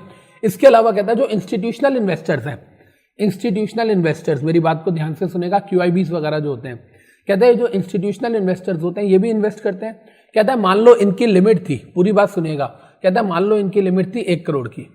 मेरी पूरी बात समझिएगा बेटा, आपको इतना तो याद है कि जितने की भी आप ट्रेडिंग करते हो सारा पैसा एक साथ नहीं जाता सर। कितना जाता है? 15% जाता है। हमने डिपॉजिटरी चैप्टर में पढ़ा था। आज अगर मैंने 1 करोड़ की ट्रेडिंग करी तो इसका मतलब इमीडिएटली मेरे अकाउंट से 15 लाख रुपए जाएंगे, यही मैं कह सकता हूं। या क्या मैं इसको उल्टा कह सकता हूं कि मेरे अकाउंट में अगर 15 लाख रुपए पड़े हैं और मैं ब्रोकर से मेरा अच्छा लिंक है तो इसका मतलब उस 15 लाख के बेसिस पे मैं 1 करोड़ की ट्रेडिंग कर सकता हूं, क्योंकि 15 लाख आज कटेंगे, बाकी 85 लाख तो मुझे परसों देने, हाँ या ना, यही होता है। लेकिन कहता है सर अगर ये फाइनेंशियल इंस्टीट्यूशंस हैं तो फाइनेंशियल इंस्टीट्यूशंस बहुत बड़ी ट्रेडिंग करते हैं, उनके पास बहुत इन्वेस्टमेंट होती है, तो कहता है उनको जो पैसा है वो अगले दिन तक देना पड़ता है, राइट। देखिए, collection of margin from institutional clients on T+1 basis, transaction वाला दिन प्लस एक दिन। और अगर मैं सिंपल लैंग्वेज में कहूं तो मान लो फॉर एग्जाम्पल कि एक ब्रोकर है, सुनिएगा, एक ब्रोकर है, उस ब्रोकर ने आज एक इंस्टीट्यूशन है, उस इंस्टीट्यूशन के पास 15 लाख रुपए पड़े हैं अकाउंट में। एक इंस्टीट्यूशन के पास अकाउंट में 15 लाख रुपीस पड़े हैं, उसके बेसिस में वो 1 करोड़ की ट्रेडिंग कर सकता था। उसने क्या करा, 1 करोड़ की जगह 2 करोड़ की ट्रेडिंग कर दी। सर 15 लाख रुपए तो उसके पास पड़े ही थे, 2 करोड़ का 15% कितना होता है? 30 लाख। उसके पास तो 15 लाख थे, बाकी 15 लाख वो कब देगा? क्या ऐसा हो सकता है? अगर ब्रोकर आपका लिंक है, डीपी है, अमीर आदमी है, डीपी कर सकता है, लेकिन कहता है वो 15 लाख आपको आपके बिहाफ पे तो ब्रोकर ने पे कर दिए होंगे।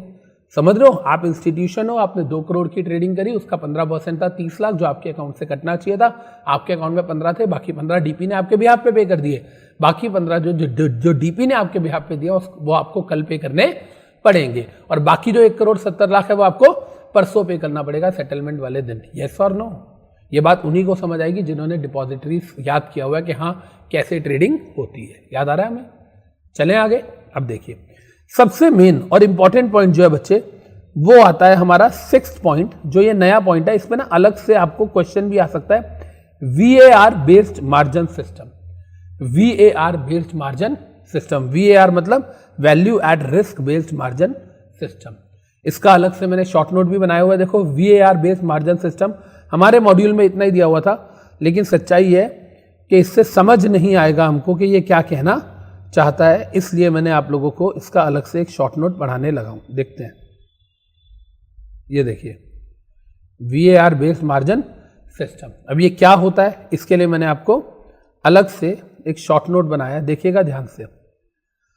VAR का मतलब होता है value at risk. Value at risk, पूरी बात समझिएगा बेटा। कितनी वैल्यू, मेरी कितनी एसेट की वैल्यू रिस्क पे है, उसको बोलते हैं वैल्यू एट रिस्क। एक छोटा सा एग्जांपल लेता हूं। मैंने 1 लाख रुपए के शेयर्स खरीदे, मैंने किसी कंपनी के, रिलायंस के 1 लाख रुपए के शेयर्स खरीदे, ठीक है। अब चांसेस है कि 1 महीने में अगर ये शेयर गिरा तो नेक्स्ट 1 महीने में 90,000 तक आ सकता है। मेरा पोर्टफोलियो की जो वैल्यू है वो 90,000 तक आ सकती है, ठीक है। 1 लाख के जो शेयर लिए हैं, 1 महीने में अगर मार्केट गिरी तो ज्यादा से ज्यादा गिर के 90,000 तक आ सकता है। तो ये बताओ कि आज मैंने 1 लाख रुपया लगाया, अगर मार्केट गिरी तो उसकी वैल्यू मेरी पोर्टफोलियो की गिर के 90,000 हो जाएगी। तो इसका मतलब मार्केट सेंटिमेंट से मेरी कितनी वैल्यू स्टेक पे है, कितनी वैल्यू रिस्क पे है? 10,000 रुपये तो है। 10% ऑफ द पोर्टफोलियो का ही तो लॉस होगा, हाँ या ना? तो वो जो 10% है उसको हम क्या बोल रहे हैं, या जो 10,000 है, 1 लाख इन्वेस्ट किया, मार्केट गिर भी गई तो 90,000 तक पहुंच जाएगा पोर्टफोलियो, तो मेरी 10,000 रुपये है जो रिस्क पे है। यस और नो? मार्केट नहीं गिरी तो नहीं गिरेगा वो 10,000, मार्केट गिर गई तो ज्यादा से ज्यादा 10,000 रुपये का लॉस हो जाएगा, राइट। तो वैल्यू एट रिस्क का मतलब होता है कि जब आपने किसी चीज में इन्वेस्ट किया जो आपका पोर्टफोलियो है, अगर वो कल को मार्केट क्रैश करती है या कोई नेगेटिव सेंटिमेंट्स आते हैं मार्केट में, तो उसकी वजह से हमारी कितनी वैल्यू लॉस होने के चांसेस हैं, that is known as value at risk. देखिए क्या कह रहा है वैल्यू एट रिस्क मार्जिन में वैल्यू एट रिस्क का क्या मतलब है, कहता है it is a statistic that measures, ये एक स्टैटिस्टिक है जो मेजर करता है क्या, मेजर एंड क्वांटिफाई क्या, the level of financial risk within a firm, एक फर्म में क्या फाइनेंशियल रिस्क है या पोर्टफोलियो में या पोजीशन में over a specific time frame. मैंने कहा ना अगले एक महीने में मतलब एक पर्टिकुलर टाइम पीरियड में मेरी वैल्यू कितनी गिर सकती है, मेरी वैल्यू में कितने का नुकसान हो सकता है, that is risk, value at risk. देखिए दिस मेट्रिक मतलब mathematics formula is most commonly used by investment banks and commercial banks. ठीक है जी, ये कौन यूज करते हैं, investment banks and commercial banks. क्यों करते हैं, to determine the extent and occurrence ratio of potential loss, कि कितना % लॉस होने के उनको चांसेस हैं इन देयर इंस्टीट्यूशनल पोर्टफोलियो। जो उनका पोर्टफोलियो है, जो उनकी इन्वेस्टमेंट है, उसमें उन्हें कितना घाटा हो सकता है, उनका कितना पैसा जो है वो रिस्की है। कई बार हम बोलते हैं ना कि हम पैसा इन्वेस्ट करें, यार हमने 1 लाख रुपए इन्वेस्ट किया, यार 80,000 से कम तो हो ही नहीं सकता ना, तो 80,000 तो पक्का मिलेगा ही मिलेगा, तो 20,000 क्या हो गया, वैल्यू एट रिस्क। यार 90,000 से नीचे नहीं जाएगा तो 10,000 क्या हो गया, वैल्यू एट रिस्क। देखिए यहां पर कह रहा है, मैंने एक एग्जाम्पल के थ्रू समझाया। देखिए एक एग्जाम्पल दे रहा हूं, a financial firm determine that an asset has a 3% 1 month VAR of 2%। ये एक लाइन लिखी हुई है, बेसिकली ये लाइन जो है मैंने बहुत स्टडी करी, CFA की बुक से निकाली, जो चार्टेड फाइनेंशियल एनालिसिस की बुक आती है वहां से निकाली। एक फाइनेंशियल फर्म ने डिटरमिन किया दैट एन एसेट, उसकी एक particular asset has a 3% 1 month VAR of 2%। 3% 1 month VAR of 2%। ये लाइन एक बार पढ़ो पूरी, कंफ्यूजन वाली लाइन है। A financial firm determine that an asset has a 3% 1 month VAR of 2%। What does it mean, सुनिए। कहता है जी 1 month मतलब अगले एक महीने में, VAR कितना है, वैल्यू एट रिस्क कितना है, 2%। मतलब अगर मान लो 1 लाख रुपए की उनकी इन्वेस्टमेंट है तो 2% मतलब 2,000 रुपए का उन्हें नुकसान हो सकता है। 1 लाख की जो एसेट है वो गिर के हो सकता है 98,000 की हो जाए। 3% मतलब ये है प्रोबेबिलिटी, इतने % प्रोबेबिलिटी है, या 3% चांसेस है, हम कह सकते हैं 3% चांसेस हैं कि एक महीने में उनकी वैल्यू 2% गिर सकती है। देखो क्या कह रहा है, what does it mean, question mark. It represents that, मैं जो बता रहा हूं सुनिएगा, it represents that during the 1 month time frame, एक महीने के अंदर देयर इज अ 3% प्रोबेबिलिटी और chance of the value of asset to be declined by 2%। तो इसको बोलते हैं value at risk. Value at risk margin ना बेसिकली अगर हम बात करें तो ये कमर्शियल बैंक्स भी लेके चलते हैं। आपने कभी सुना होगा ना, आप कमर्शियल बैंक के पास जाओ, बोलो मुझे 1 करोड़ का लोन चाहिए, या मेरे पास 1 करोड़ की एसेट है, मैं गिरवी रखना चाहता हूं, तो वो 1 करोड़ का लोन नहीं देंगे, 80 लाख का लोन देंगे। आपने एसेट 1 करोड़ की रखी, कोलैटरल 1 करोड़ का रखा, लोन एक 80 लाख का मिलेगा। 20% वो एक्सेसिव मार्जिन रखते हैं, जिसको मार्जिनल रिक्वायरमेंट बोलते हैं मॉनिटरी पॉलिसी में। वो मार्जिनल रिक्वायरमेंट क्या है, वैल्यू एट रिस्क ही तो है। बैंकर अपना वैल्यू एट रिस्क कवर कर रहा है कि अगर कल को एसेट ही आपकी गिर के 80 लाख की कम हो गई तो मैं रिकवर कैसे करूंगा, हाँ या ना। क्लियर है ये बात सबको। तो यहां पर हम लोगों का capital structure of capital market chapter पूरा का पूरा कंप्लीट हो गया। क्लियर है बच्चे। आई होप ये चैप्टर बहुत लेंदी था, लेकिन आप सबको अच्छे तरीके से सारे कॉन्सेप्ट्स क्लियर हुए होंगे। Right, take care, all the best, फिर मिलते हैं।